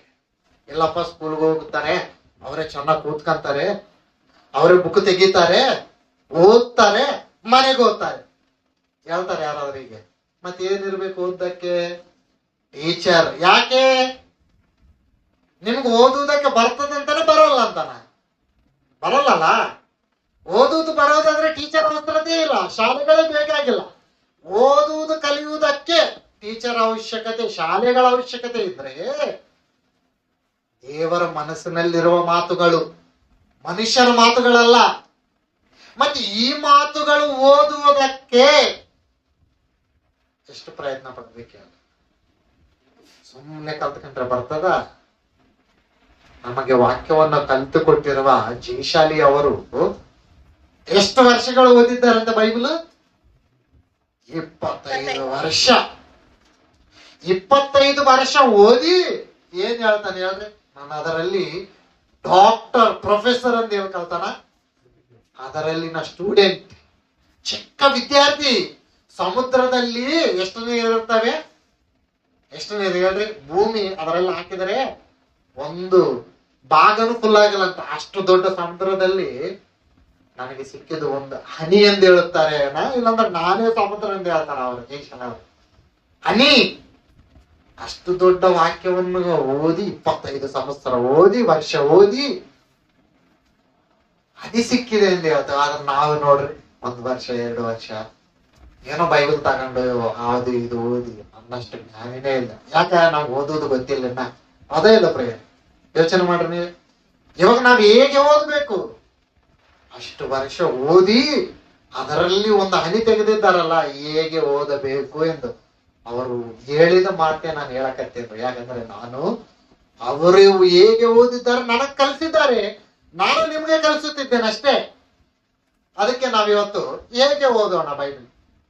ಅವರು ಹೇಳಿದ್ದೆ ನನ್ನದೇನು ಇಲ್ಲಿ ಹೇಳಕತ್ತಿಲ್ಲ, ಆದರೆ ಅವರು ಹೇಳಿರೋ ಮಾತು ಬೈಬಲ್ ಅಲ್ಲಿ ಇದೆಯೋ ಇಲ್ಲೋ ನಾನು ಪ್ರತಿದಿನ ಪರಿಶೀಲನೆ ಮಾಡಿದ್ದೇನೆ ಅದರ ಮಾತುಗಳು. ಮತ್ತೆ ಇವತ್ತು ನೀವು ಪರಿಶೀಲನೆ ಮಾಡ್ರಿ, ನಾನು ಹೇಳಿರೋ ಮಾತು ಅದರಲ್ಲಿ ಇದೇನೋ ಇಲ್ಲೋ. ಯೆಶಾಯನು ಬರೆದ ಗ್ರಂಥ 34ನೇ ಅಧ್ಯಾಯ 16ನೇ ವಚನ ನೋಡ್ರಿ ಪ್ರಿಯರೇ, ಹೇಗೆ ಓದಬೇಕೆಂದು ಹೇಳ್ತಾನೆ. ಯೆಶಾಯನು ಬರೆದ ಗ್ರಂಥ 34ನೇ ಅಧ್ಯಾಯ ಯೆಹೋವನ ಶಾಸ್ತ್ರದಲ್ಲಿ ಹುಡುಕಿ ಓದಿರಿ. 16ನೇ ವಚನ ನೋಡ್ರಿ ಪ್ರಿಯರೇ, ಏನಂತ ಹೇಳಕತ್ತಾನೆ. ಯೆಹೋವನ ಶಾಸ್ತ್ರಗಳಲ್ಲಿ ಹುಡುಕಿ ಓದಿರಿ. ಹೇಗೆ ಓದಬೇಕಂತ, ಹೇಗ್ ಬೇಕು ಹಾಗೆ ಓದ್ಬೇಕ ನಾವು. ಏನ್ ಹೇಳಕತ್ತಾನ ಮತ್ತೆ ದೇವರಲ್ಲಿ, ಯೆಹೋವನ ಶಾಸ್ತ್ರದಲ್ಲಿ. ಬೈಬಲ್ ಯೆಹೋವನ ಶಾಸ್ತ್ರವಾದರೆ, ದೇವರ ಮನಸ್ಸಿನೊಳಗಿರುವ ಮಾತುಗಳಾದರೆ, ಈ ಮಾತುಗಳು ಹೇಗೆ ಓದಬೇಕಂತ ಹುಡುಕಿ ಓದಬೇಕು. ಹುಡುಕಿ ಅಂದ್ರೆ ಕೆಲವರು ಏನ್ ಹೇಳಿದ್ದಾರೆ ಗೊತ್ತಾ, ಯೆಹೋವನ ಶಾಸ್ತ್ರದಲ್ಲಿ ಹುಡುಕಿ ಓದಿ ಅಂತ ಹೇಳಿದ್ದಾರಲ್ಲ. ಅದಕ್ಕೆ ನಾವ್ ಏನ್ ಮಾಡೋಣ ಅಂದ್ರೆ ಸ್ವಲ್ಪ ಬೈಬಲ್ ಅಲ್ಲಿ ಹುಡ್ಕೋಣ, ಇನ್ನ ಸ್ವಲ್ಪ ಕುರಾನಲ್ಲಿ ಹೋಗಿ ಹುಡ್ಕೋಣ. ಎಲ್ಲಿ? ಕುರಾನಲ್ಲಿ. ಇನ್ನ ಸ್ವಲ್ಪ ಭಗವದ್ಗೀತಾದಲ್ಲಿ ಹುಡುಕೋಣ, ಇನ್ನ ಸ್ವಲ್ಪ ರಾಮಾಯಣದಲ್ಲಿ ಹುಡುಕಿ ಓದೋಣ. ಈಗೇನಾ ಹೇಳೋರ್ರಿ ಯಾರು? ನಮ್ಮ ಕ್ರೈಸ್ತರೇ. ಯಾಕೆಂದ್ರೆ ಅವ್ರಿಗೆ ಓದೋದು ಗೊತ್ತಿಲ್ಲ, ದೇವರ ಮಾತು ಗೊತ್ತಿಲ್ಲ, ದೇವರ ಮನಸ್ಸಿನಲ್ಲಿರುವ ಪ್ರೀತಿ, ಕೋಪ, ದೇವರ ಮನಸ್ಸಿನಲ್ಲಿರುವ ಒಳ್ಳೆತನ ಏನು ಗೊತ್ತಿಲ್ಲ. ಅದಕ್ಕೆ ಅಲ್ಲಿ ಹುಡುಕಿರಿ, ಇಲ್ಲೂ ಹುಡುಕಿರಿ, ಅಲ್ಲಿ ಕ್ರೈಸ್ತ ಇದ್ದಾನೆ, ಇಲ್ಲಿ ಕ್ರೈಸ್ತ ಇದ್ದಾನೆ, ಬೈಬಲ್ ಅಲ್ಲಿ ಕ್ರೈಸ್ತ ಇದ್ದಾನೆ ಅಂತ ಹೇಳಕ. ಹಾಗೆ ಹುಡುಕಿ ಓದೋಣ ಎಲ್ರು ಪ್ರಿಯರೇ. ಯೆಹೋವನ ಶಾಸ್ತ್ರವನ್ನು ಹುಡುಕಿ ಓದಿರಿ ಅಂದ್ರೆ ಹೇಗೆ ಹುಡುಕಬೇಕು ಗೊತ್ತಾ? ಯೆಶಾಯನ ಗ್ರಂಥದಲ್ಲಿ ಪ್ರಿಯರೇ, ಯೆಶಾಯನ ಗ್ರಂಥದಲ್ಲಿ 28ನೇ ಅಧ್ಯಾಯ 13ನೇ ವಚನದಲ್ಲಿ ನೋಡ್ರಿ ಪ್ರಿಯರೇ. ಯೆಶಾಯನ ಬರೆದ ಗ್ರಂಥ 28ನೇ ಅಧ್ಯಾಯ 13ನೇ ವಚನದಿಂದ 16ನೇ ವಚನದವರೆಗೆ ನೋಡ್ರಿ ಏನ್ ಹೇಳಕತ್ತಾನ ಇಲ್ಲಿ. ಏನಂತ್ರಿ? ಆಜ್ಞೆ ಮೇಲೆ ಆಜ್ಞೆ, ಆಮೇಲೆ ಹೋದ್ರಮ್ಮ ಸೂತ್ರದ ಮೇಲೆ ಸೂತ್ರ. ನೀವು ಶಾಲೆಗೆ ಓದ್ತಿರಲ್ಲ ಮಕ್ಕಳೆಲ್ಲರೂ, ಆನ್ಲೈನ್ ಅಲ್ಲಿ ಇರುವವರೆಲ್ಲರೂ ಶಾಲೆಗೆ ಹೋದವ್ರೆ ಅಲ್ಲ. ಓದವರು ಲೆಕ್ಕ ಬರ್ತದೆ ಇಲ್ಲ ನಿಮ್ಗೆ? ಲೆಕ್ಕ ಹೇಗ್ ಬೇಕಾಗಿ ಮಾಡ್ತೀರಾ, ಇಲ್ಲಾಂದ್ರೆ ಯಾವ್ದಾದ್ರು ಸೂತ್ರ ಹೇಳ್ತಾರೆ ನಿಮ್ಗೆ? ಸೂತ್ರ ಹೇಳ್ತಾರಿಲ್ಲ, ಹೇಗೆ ಮಾಡ್ಬೇಕು, ಎಂತ ಸೂತ್ರ ಹಾಕ್ಬೇಕು. ಒಂದೊಂದು ಲೆಕ್ಕಕ್ಕೆ ಒಂದೊಂದು ಸೂತ್ರ ಇರುತ್ತದೆ. ಸೂತ್ರ ಇರ್ಲಾರ್ದೆ ಲೆಕ್ಕ ಮಾಡ್ತೀರಾ ಯಾವ್ದಾದ್ರೆ ನೀವು? ಇಲ್ಲಲ್ಲ. ಸೂತ್ರ, ಒಂದು ಲೆಕ್ಕ ಮಾಡಬೇಕಂದ್ರೆ ಏನಿರ್ಬೇಕು? ಸೂತ್ರ ಇರಬೇಕು. ಹೌದಾ ಇಲ್ಲ ಪ್ರೇಮ? ಬೈಬಲ್ ಓದುವುದಕ್ಕೆ ಏನಿರ್ಬೇಕಂತ? ಸೂತ್ರ. ಆಜ್ಞೆ ಮೇಲೆ ಆಜ್ಞೆ, ಸೂತ್ರದ ಮೇಲೆ ಸೂತ್ರ. ಏನು ಸೂತ್ರ ಹೇಳಕತ್ತ ನಾವು? ಓದ್ರಮ್ಮ, ಓದ್ರಿ. ಸ್ವಲ್ಪ ಅಲ್ಲಿ, ಸ್ವಲ್ಪ ಇಲ್ಲಿ ಎಂಬುದಾಗಿ ಇವರಿಗೆ ಪರಿಣಮಿಸುವುದು. ಅಮ್ಮ ನಿಮ್ ಮಾತು ಕಟ್ಟಾಯ್ತು, ಮತ್ತೆ ಹೋದ್ರಿ. ಇಲ್ಲಿ ಸ್ವಲ್ಪ ಅಲ್ಲಿ ಸ್ವಲ್ಪ ಇಲ್ಲಿ ಸ್ವಲ್ಪ ಅಲ್ಲಿ ಸ್ವಲ್ಪ ಎಂಬುದಾಗಿ ಇವರಿಗೆ ಪರಿಣಮಿಸುವುದು. ಎಂಬುದಾಗಿ ಇವರಿಗೆ ಪರಿಣಾಮಿಸಬಹುದು. ಅಂದ್ರೆ ಇಲ್ಲಿ ಸ್ವಲ್ಪ ಇರುತ್ತದೆ, ಅಲ್ಲಿ ಸ್ವಲ್ಪ, ಕುರಾನ್ ಅಲ್ಲಿ ಸ್ವಲ್ಪ, ಬೈಬಲ್ ಅಲ್ಲಿ ಸ್ವಲ್ಪ, ಭಗವದ್ಗೀತದಲ್ಲಿ ಸ್ವಲ್ಪ, ಅದಲ್ಲ.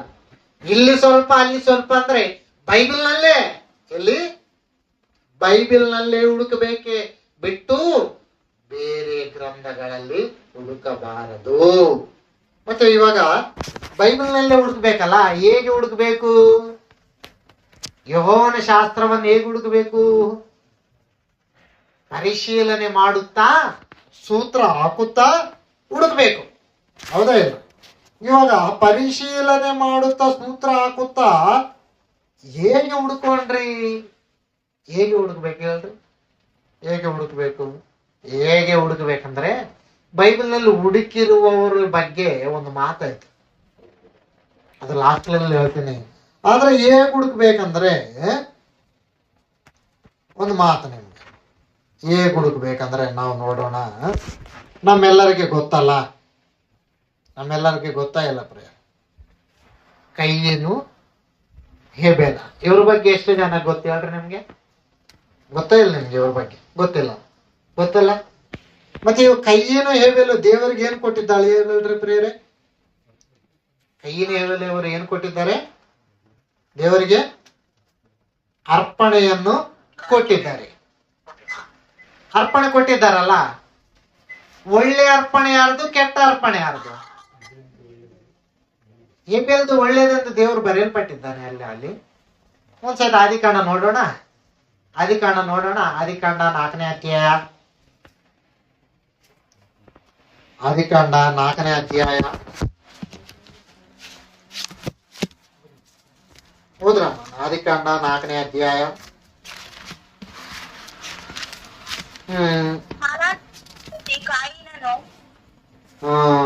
ಎಷ್ಟನೇ ವಚನಮ್ಮ? 3ನೇ ವಚನ. 3ನೇ ವಚನ ಹೋದ್ರಮ್ಮ. ಕಾಲಾಂತರದಲ್ಲಿ ಕಾಯಿನನು ಹೊಲದ ಬೆಳೆಯಲ್ಲಿ ಕೆಲವನ್ನು ತಂದು ಯೆಹೋವನಿಗೆ ಕಾಣಿಕೆಯಾಗಿ ಸಮರ್ಪಿಸಿದನು. ಹೇಬೇಲನು ಹಾಗೆ ತನ್ನ ಹಿಂಡಿನಿಂದ ಚೊಚ್ಚಲ ಕುರಿಗಳನ್ನು ಕಾಣಿಕೆಯಾಗಿ ತಂದು ಅವುಗಳ ಕೊಬ್ಬನ್ನು ಹೋಮ ಮಾಡಿದನು. ನೋಡ್ರಿ ಏನ್ ಹೇಳಕತ್ತಂದ್ರೆ ಇಲ್ಲಿ, ಕೈಯನು ದೇವರಿಗೆ ಕೊಟ್ಟಿದ್ದಾನೆ, ಹೇಬೇಲು ದೇವರಿಗೆ ಕೊಟ್ಟಿದ್ದಾನೆ. ಕೈನನ ಅರ್ಪಣೆ ದೇವರು ಸ್ವೀಕರಿಸಲಿಲ್ಲ, ಹೇಬೇಲನ ಅರ್ಪಣೆ ಸ್ವೀಕರಿಸಿದ್ದಾನೆ. ಕೈಯನು ಹೊಲದ ಒಂದು ಭಾಗದಲ್ಲಿ ಆತನು ಬೆಳೆಸಿರುವ ಬೆಳೆಯಲ್ಲಿ ತಂದು ಕೊಟ್ಟಿದ್ದಾನೆ. ಹೇಬೇಲನು ಆತನು ಕಾಯುವ ಕುರಿಗಳಲ್ಲಿ ಒಳ್ಳೆಯದನ್ನು ತಂದು ಕೊಟ್ಟಿದ್ದಾನೆ. ಇದು ಒಳ್ಳೇದ್ಯಾವುದು, ಕೆಟ್ಟದ್ಯಾವುದು? ಕೈಯನ್ನು ಕೊಟ್ಟಿದ್ದೆ ಅಂತದ್ದು, ಹೇಬೇಲು ಕೊಟ್ಟಿದ್ದೆ ಅಂತದ್ದು ನಾವು ಬೈಬಲ್ ಅಲ್ಲಿ ಇವಾಗ ಹುಡುಕ್ಬೇಕು, ಸೂತ್ರ ಹಾಕಿ. ಸ್ವಲ್ಪ ಇಲ್ಲಿ, ಸ್ವಲ್ಪ ಅಲ್ಲಿ ಹೇಳೋಣಲ್ಲ ದೇವರು. ಮತ್ತೆ ಇನ್ನೊಂದಲ್ಲಿ ಎಲ್ಲಿ ಬರ್ದಿದ್ದಾನೆ? ಎಲ್ಲಿ ಬರ್ದಿದ್ದಾನೆ? ಇಬ್ರಿಯರಿಗೆ ಬರೆದ ಪತ್ರಿಕೆ 11ನೇ ಅಧ್ಯಾಯ 4ನೇ ವಚನ. ಇಬ್ರಿಯರಿಗೆ ಬರೆದ ಪತ್ರಿಕೆ 11ನೇ ಅಧ್ಯಾಯ 4ನೇ ವಚನ ನೋಡ್ರಿ ಏನ್ ಹೇಳಕತ್ತನಲ್ಲಿ.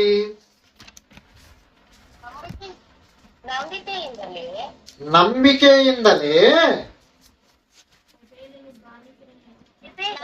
నువ్వాగమ్మా అమ్మ ముందు నుంచి చదువుతున్నారు కదా, మీరే చదవండి. నీవే ఓదురమ్మ, ముందు నుంచి ఓదువారు ప్రమిలమ్మ. నేను ಸುಮ್ಮನೆ ಸ್ವಲ್ಪ ಹೊತ್ತು ನಾವೇ ಓದುವಂತೆ. ಅಮ್ಮ ಓದ್ರಿ. ನಂಬಿಕೆಯಿಂದಲೇ ಹೇಬೇಲನು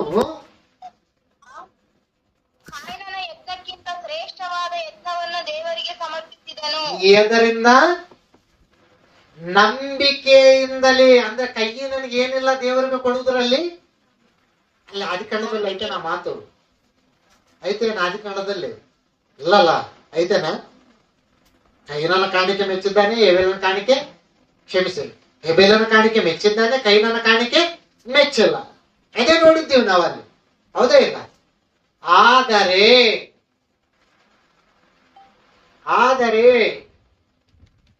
ಪೌಲನು ಬರೆದಿದ್ದಾನೆ ಏನೆನ್ನುವುದು. ಯಾರು ಬರೆದಿದ್ದಾನೆ? ಪೌಲನು ಎಬ್ರಿ ಪತ್ರಿಕೆಗೂ ಬರೆದಿದ್ದಾನೆ, ಇಸ್ರಾಯೇಲಿಯರಿಗೂ ಬರೆದಿದ್ದಾನೆ. ಏನೆಂದು? ನಂಬಿಕೆಯಿಂದಲೇ. ಕೈನನಿಗೆ ನಂಬಿಕೆ ಇಲ್ಲ, ಕೈನನಿಗೆ ನಂಬಿಕೆಯಿಂದಲೇ.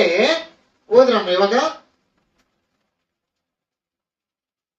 ನಂಬಿಕೆಯಿಂದಲೇ ಹೇಬೇಲನು ಕಾಯಿನನ ಶ್ರೇಷ್ಠವಾದ ಯಜ್ಞವನ್ನು ದೇವರಿಗೆ ಸಮರ್ಪಿಸಿದನು. ಅದರ ಮೂಲಕ ನೀತಿವಂತನೆಂದು ಸಾಕ್ಷಿ ಹೊಂದಿದನು. ನೋಡ್ರಿ ಪ್ರೇಯರ್, ನಂಬಿಕೆಯಿಂದಲೇ ಕೈನನ ಯಜ್ಞಕ್ಕಿಂತ ಶ್ರೇಷ್ಠವಾದ ಯಜ್ಞವನ್ನು ದೇವರಿಗೆ ಹೇಬೆಲ್ ಅರ್ಪಿಸಿದ್ದಾನೆ. ಆದಿಕಾಂಡದಲ್ಲಿ ನಿಂತರೆ ನಾವು ಇವಾಗ ಏನ್ ಗೊತ್ತಾಗ್ತದ? ಇವಾಗ ಎಲ್ಲಿಗೆ ಬರ್ಬೇಕು ನಾವು? ಎಬ್ರಿ ಪತ್ರಿಕೆಯಲ್ಲಿ ಬರೆದಿದ್ದಾನೆ ದೇವರು. ಆದ್ರೆ ಇವಾಗ ನಾವು ಹೆಂಗ್ ಓದ್ಬೇಕು ಬೈಬಲ್ ಹೇಳ್ರಿ? ಒಂದು ಮಾತು, ಒಂದು ಪ್ರಶ್ನೆ ಅಲ್ಲಿ ಬಂತಂದ್ರೆ ನಮ್ಗೆ ಬೈಬಲ್ ಅಲ್ಲಿ ಬೈಬಲ್ ಎಲ್ಲ ಓದಬೇಕು. ಇಲ್ಲಿ ದೇವರು ಬರೆದಿದ್ದಾನಂದ್ರೆ ಇದು ಬೈಬಲ್ ತಪ್ಪು ಅಲ್ಲ. ಅಲ್ಲಿ ಬರೆದಿರುವ ಮಾತುಗಳಲ್ಲಿ ಇನ್ನ ಮುಂದಕ್ಕೆ ನಾವು ಹೋದ್ರೆ ಒಳ್ಳೆ ಒಳ್ಳೆ ಮಾತುಗಳು ಬರೆದಿದ್ದಾನೆ.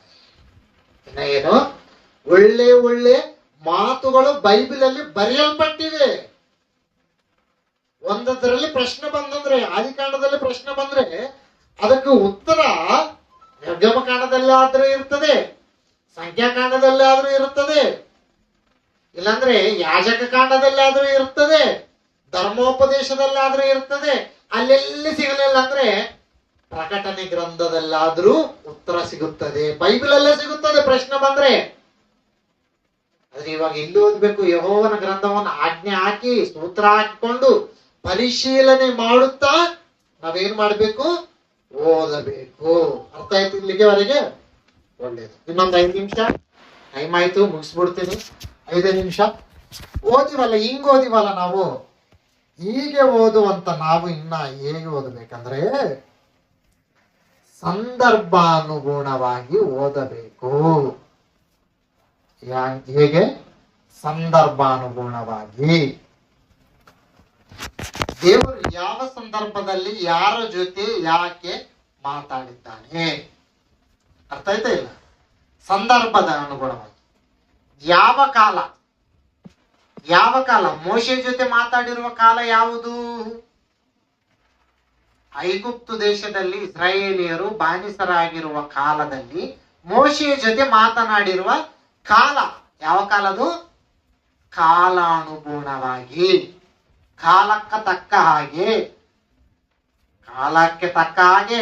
ಇನ್ನೊಂದು ಸಂದರ್ಭಕ್ಕೆ ಸರಿಯಾಗಿ. ಹೇಗೆ?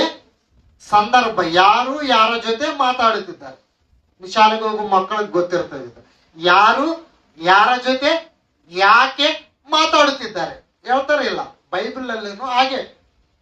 ಯಾರು ಮಾತಾಡುತ್ತಾ ಇದ್ದಾರೆ, ಯಾರ ಜೊತೆ ಮಾತಾಡುತ್ತಾ ಇದ್ದಾರೆ, ಯಾಕೆ ಮಾತಾಡುತ್ತಾ ಇದ್ದಾರೆ, ಇದು ನಮಗೆ ತಿಳಿಬೇಕು. ಬೈಬಲ್ ಓದುವಾಗ ಏನ್ ತಿಳಿಬೇಕು? ಯಾರು ಯಾರ ಜೊತೆ ಯಾಕೆ ಮಾತಾಡುತ್ತಿದ್ದಾರೆ. ಅರ್ಥ ಆಯ್ತಾ ಇಲ್ಲ? 3ನೇದು ಪ್ರವಚನೆ ವಾಕ್ಯಗಳು. ಯಾವುವು? ಪ್ರವಚನೆ ವಾಕ್ಯಗಳು.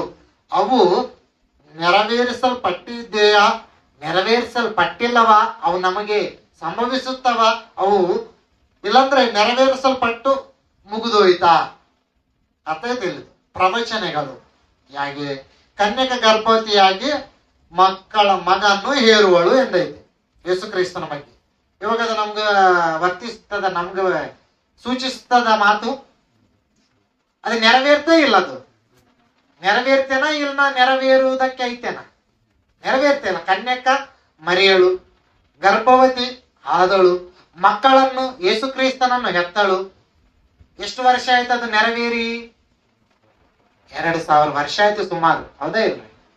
ಯೇಸು ಕ್ರಿಸ್ತು ಹುಟ್ಟ್ಯಾನಂದ್ರೆ ಕನ್ಯಕ ಗರ್ಭವತಿ ಎಂಬ ಯೆಶಾಯದಲ್ಲಿ ಬರೆದಿರೋ ಮಾತು ನೆರವೇರಿಸಲ್ಪಟ್ಟಿದೆ. ಹೌದಾ ಇಲ್ಲ? ಅಂದ್ರೆ ನಾವಿವಾಗ ಹೇಗೆ ಓದಬೇಕಂತ ಆ ಮಾತನ್ನು ಚೆನ್ನಾಗಿ ನೋಡಿ ಓದಬೇಕು. ಮೊದಲನೇದೇನು? ಸಂದರ್ಭಾನುಗುಣವಾಗಿ. 2ನೇದು ಕಾಲಾನುಗುಣವಾಗಿ. 3ನೇದು ಪ್ರವಚನ ವಾಕ್ಯ. ಆಮೇಲೆ ಯಾರು ಯಾರ ಜೊತೆ ಯಾಕೆ ಮಾತಾಡುತ್ತಿದ್ದಾರೆ. ಅದು ಇಸ್ರಾಯೇಲಿಯರ ಜೊತೆ ಮಾತಾಡುತ್ತಿದ್ದಾನ, ಅಪೋಸ್ತಲರ ಜೊತೆ ಮಾತಾಡುತ್ತಿದ್ದಾನ, ಪ್ರವಾದಿಯ ಜೊತೆ ಮಾತಾಡುತ್ತಿದ್ದಾನ, ಯಾರಿಗೆ ಜೊತೆ ಮಾತಾಡುತ್ತಿದ್ದಾನೆ, ಯಾರಿಗಾಗಿ ಮಾತಾಡುತ್ತಿದ್ದಾನೆ, ಇದನ್ನು ನಮಗೆ ತಿಳಿಯಬೇಕು. ಅರ್ಥ ಆಯ್ತಲ್ಲ? ಇದು 5ನೇದು ಭಾಷೆ. ಯಾವುದು? ಭಾಷೆ. ಯಾಕಂದ್ರೆ ಬೈಬಲ್ ಅಲ್ಲಿ ಅಲ್ಲೆಲ್ಲಿ ಕೆಲವು ಮಾತುಗಳು ಎಬ್ರಿ ಭಾಷೆಯಲ್ಲಿ ಇರ್ತವೆ. ಅದು ನಾವು ತೆಲುಗು ಅನ್ಕೋಬಾರ್ದು. ಹೇಗೆ ಓದಬೇಕು? ಭಾಷೆ ಜ್ಞಾನ ಸರಿಯಾಗಿ ಓದಬೇಕು. ಅಲ್ಲಿರುವ ಮಾತುಗಳಲ್ಲಿ ಒಂದು ಸುಣ್ಣಾನು ಬಿಟ್ಟು ಓದಬಾರ್ದು ನಾವು. ಯಾಕಂದ್ರೆ ಸುಣ್ಣ ತೆಗೆದಾಕಿದ್ದು ಅಂದ್ರೆ ಒಂದು ಐತೆ, ಒಂದರಲ್ಲಿ ಸುಣ್ಣ ಇಟ್ಟಿವಿ ಅಂದ್ರೆ ಏನಾಗ್ತದ, ಅರ್ಥ ಆಗ್ತದಿಲ್ಲ. 2 ಸುಣ್ಣ ಇಟ್ಟಿದ್ರೆ 3 ಸುಣ್ಣ ಇಟ್ಟಿದ್ರೆ ಸುಣ್ಣ ತೆಗೆದಾಕಿವಿ, ಏನಾಯ್ತು? ಒಂದೇ. ಹಾಗೆ ಬೈಬಲ್ ಅಲ್ಲಿ ಕೆಲವು ಮಾತುಗಳಲ್ಲಿ ಸುಣ್ಣ ಇರುತ್ತದೆ, ಹಲ್ಲುಗಳಿರುತ್ತವೆ, ಒತ್ತುಗಳಿರುತ್ತವೆ. ಒತ್ತು ಬಿಟ್ಟಾಕಿ ಓದಿದ್ರೆ ಏನಾಗ್ತದೆ, ಅರ್ಥ ಬೇರೆ ಆಗ್ತದಿಲ್ಲ. ಒತ್ತು ತೆಗೆದಾಕಿದ್ರೆ ಏನಾಗ್ತದಲ್ಲಿ ಅರ್ಥ ಬೇರೆದು ಬರ್ತದೆ. ಹೌದಾ ಇಲ್ರಿ? ಅರ್ಥ ಮಾರಿ ಹೋಗ್ತದೆ. ಧರ್ಮ ಅಂತ ಐತೆ, ಹೌದಾ ಇಲ್ಲ? ಧರ್ಮದ ಹತ್ರ ಒತ್ತು ಇರ್ತದೆ, ಹೌದಾ ಇಲ್ಲ? ಅಮ್ಮ ಅಂತ ಐತೆ, ಅಮ್ಮ ಕೆಳಗೆ ಒತ್ತಿರ್ತದೆ. ಒತ್ತು ತೆಗೆದಾಕ್ರೆ ಏನಂತ ಓದ್ಬೇಕು ನಾವಾಗ? ಆಮ. ಏನು ಒತ್ತಿದ್ರೆ ಏನಾಯ್ತು? ಅಮ್ಮ. ಒತ್ತು ತೆಗೆದಾಕಿದ್ರೆ ಆಮ. ಏನಿದು? ತಾಯಿ ಅಂತ ಐತೆ, ಹೌದಾ ಇಲ್ಲ?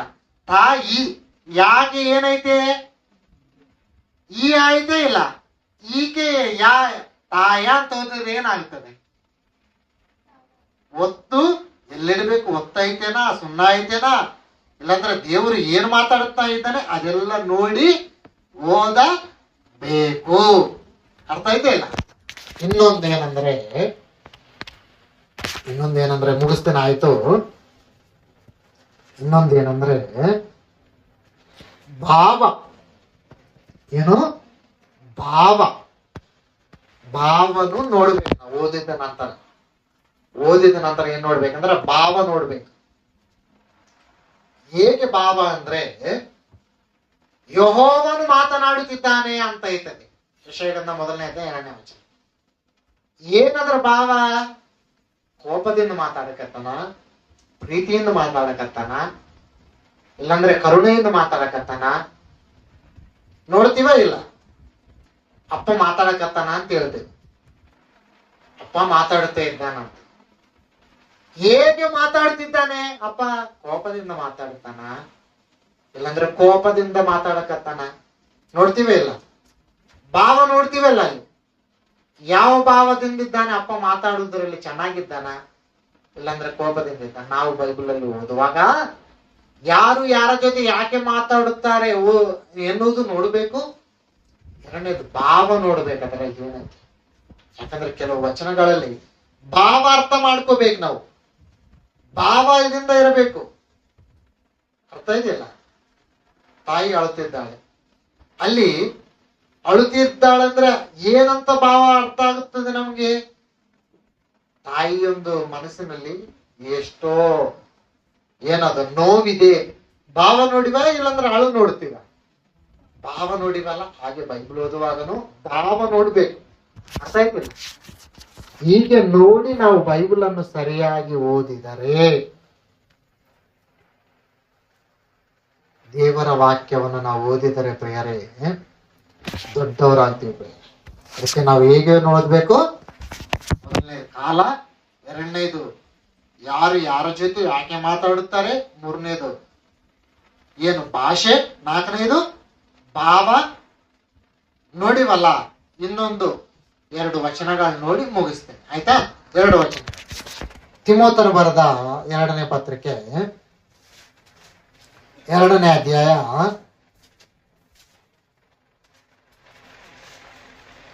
15ನೇ ವಚನ. ತಿಮೋಥನಿಗೆ ಬರೆದ ಪೌಲನು ಬರೆದ 2ನೇ ಪತ್ರಿಕೆ 2ನೇ ಅಧ್ಯಾಯ 15ನೇ ವಚನ. ನೀನು ದೇವರ ದೃಷ್ಟಿಗೆ ಯೋಗ್ಯನಾಗಿ ಕಾಣಿಸಿಕೊಳ್ಳುವುದಕ್ಕೆ ಪ್ರಯಾಸ ಪಡು. ಹೋದ್ರಮ್ಮ. ಗುರಿಯಾಗದ ಕೆಲಸದವನು, ಸತ್ಯವಾಕ್ಯವನ್ನು ಸರಿಯಾಗಿ ಉಪದೇಶಿಸುವವನು ಆಗಿರು. ಸತ್ಯವಾಕ್ಯವನ್ನು ಏನ್ ಮಾಡ್ಬೇಕಂತ ಪ್ರಿಯರೇ? ಸರಿಯಾಗಿ ಅಂದ್ರೆ ಏನ್ ಮಾಡ್ಬೇಕು ನಾವು? ಸರಿಯಾಗಿ. ಇನ್ನ ಚೆನ್ನಾಗಿ ನೋಡ್ರಿ, ಹೋದ್ರಮ್ಮ.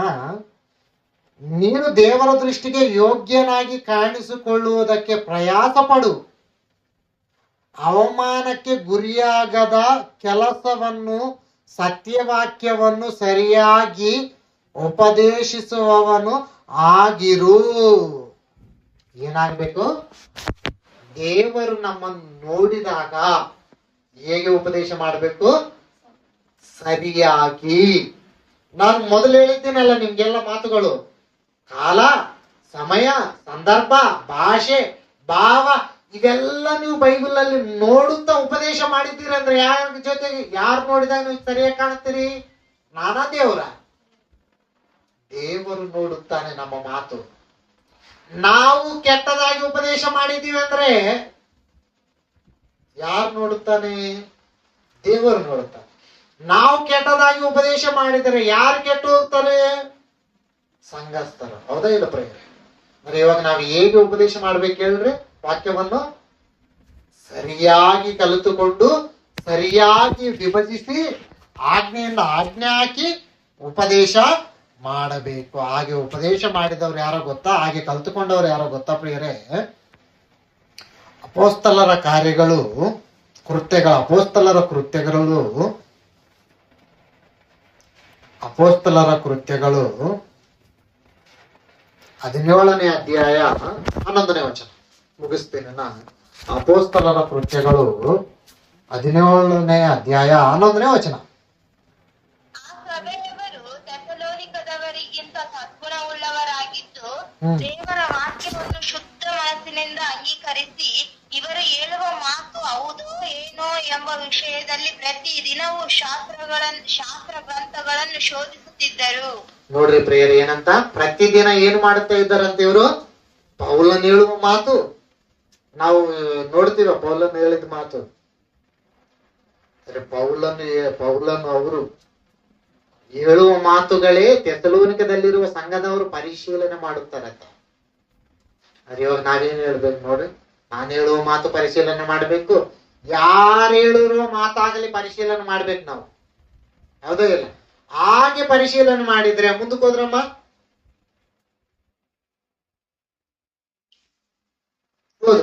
ದೇವರ ವಾಕ್ಯವನ್ನು ಶುದ್ಧ ಮನಸ್ಸಿನಿಂದ ಅಂಗೀಕರಿಸಿ, ಇವರು ಹೇಳುವ ಮಾತು ಹೌದೋ ಏನೋ ಎಂಬ ವಿಷಯದಲ್ಲಿ ಶಾಸ್ತ್ರ ಗ್ರಂಥಗಳನ್ನು ಪ್ರತಿದಿನವೂ ಶೋಧಿಸುತ್ತಿದ್ದರು. ಪ್ರತಿದಿನವೂ ಹೋದ್ರಮ್ಮ.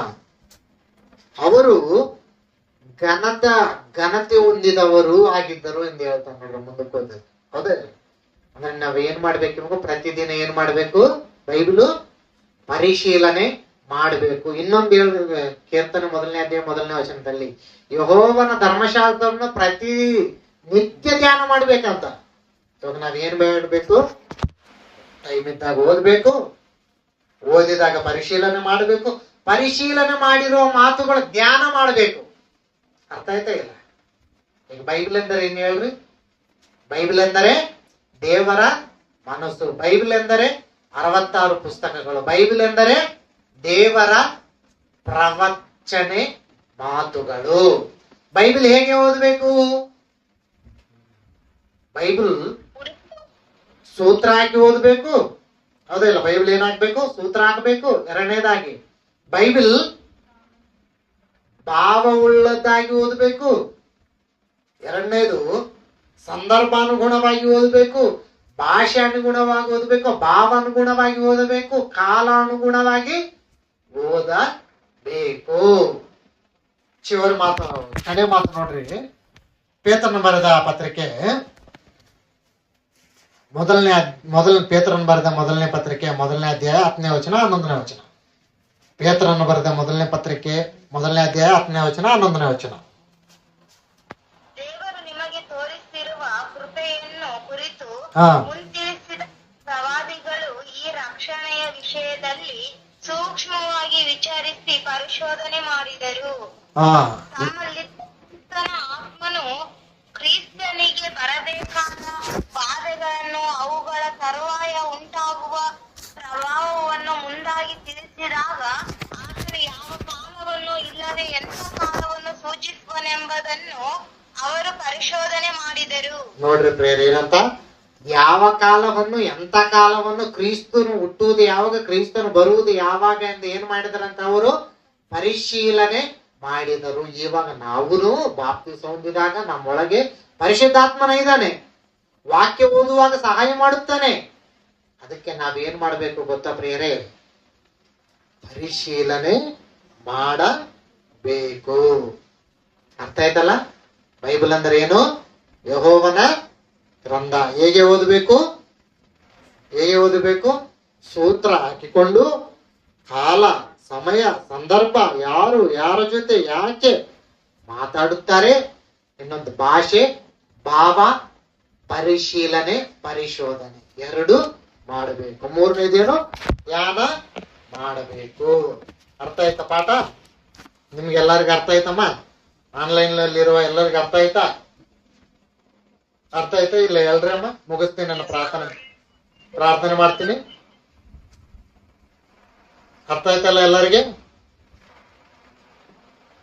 ಒಳ್ಳೇದು. ಪ್ರಾರ್ಥನೆ ಮಾಡೋಣ. ಕಣ್ಣು ಮುಚ್ಚಿರಿ. ನಮ್ಮನ್ನು ಬಹಳವಾಗಿ ಪ್ರೀತಿ ಮಾಡಿರುವ ನಮ್ಮ ತಂದೆಯಾದ ದೇವರೇ, ತಂದೆ, ಬೈಬಲ್ ಎಂದರೆ ಏನು? ಬೈಬಲ್ನಲ್ಲಿ ಮಾತನಾಡಿರುವ ಮಾತುಗಳೆಂದರೆ ಏನು?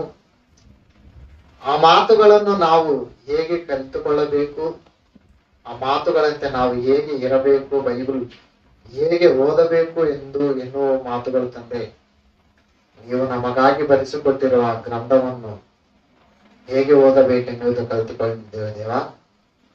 ಅದೇ ಮಾತುಗಳಂತೆ ನಾವು ನಡೆಯುವವರಾಗಿದ್ದು ಸಹಾಯ ಮಾಡುತ್ತಂದೆ. ತಂದೆ, ಆನ್ಲೈನ್ ನಲ್ಲಿ ಕಲಿತುಕೊಳ್ಳುವ ನಿಮ್ಮ ಮಕ್ಕಳಾಗಲಿ, ನನ್ನ ಮುಂದೆ ಕುಂತಿರುವ ನಿನ್ನ ಮಕ್ಕಳಾಗಲಿ, ಆ ಮಾತುಗಳನ್ನು ಬಿಡುವವರಾಗದೆ ನಮ್ಮ ಮನಸ್ಸಿನೊಳಗೆ ಜೋಪಾನವಾಗಿ ಕಾಪಾಡುವವರಾಗಿ ಸಹಾಯ ಮಾಡುತ್ತಾನೆ. ಈ ಮಾತುಗಳಂತೆ ಅವರು ಜ್ಞಾನವನ್ನು ಕಲಿತುಕೊಂಡು ನಿಮ್ಮ ಮಕ್ಕಳಾಗಿ ಜೀವನ ಮಾಡುತ್ತಾ ನಿಮಗೆ ವಿಧೇಯರಾಗಿ ತಂದೆ ಜೀವನವನ್ನು ಮಾಡುವುದಕ್ಕೆ ಸಹಾಯ ಮಾಡಬೇಕೆಂದು ಕೇಳಿಕೊಳ್ಳುತ್ತಾ, ಇನ್ನು ಮುಂದೆ ನಡೆಯುವ ಕಾರ್ಯಕ್ರಮಗಳಲ್ಲಿ ನಮ್ಮ ಜೊತೆ ಇದ್ದು ತಂದೆ ನಿಮಗೆ ಮಹಿಮಕರವಾಗುವಂತೆ ಸಹಾಯ ಮಾಡಬೇಕೆಂದು ಕೇಳುತ್ತಾ ತಂದೆ, ಇಲ್ಲಿ ಬಂದಿರುವ ನಿನ್ನ ಮಕ್ಕಳು, ಆನ್ಲೈನ್ನಲ್ಲಿ ಕೇಳುತ್ತಿರುವ ನಿಮ್ಮ ಮಕ್ಕಳು ಅವರ ಮನೆಗೆ ಕ್ಷೇಮವಾಗಿ ಹೋಗುವಂತೆ ಸಹಾಯ ಮಾಡುತ್ತಂದೆ. ಕಲಿತಿರುವ ಮಾತುಗಳು ಬಿಡುವವರಾಗದೆ ಪರೀಕ್ಷೆಯಲ್ಲಿ ಬರೀತಿರುವಾಗ ಉತ್ತೀರ್ಣರಾಗಿ ಅನೇಕ ಆತ್ಮಗಳನ್ನು ನಿಮಗಾಗಿ ಸಂಪಾದಿಸುವವರಾಗಿ ಮಾಡಬೇಕೆಂದು ಕೇಳುತ್ತಾ, ನಿಮ್ಮ ಮಗನೂ ನಮ್ಮ ರಕ್ಷಕನಾದ ಯೇಸು ಕ್ರಿಸ್ತನ ಹೆಸರಿನಲ್ಲಿ ಈ ಪ್ರಾರ್ಥನೆ ಬೇಡಿ ಹೇಳಿಕೊಳ್ಳುತ್ತೇವೆ ತಂದೆ. ಆಮೇಲೆ ಎಲ್ಲರಿಗೂ ವಂದನೆಗಳು.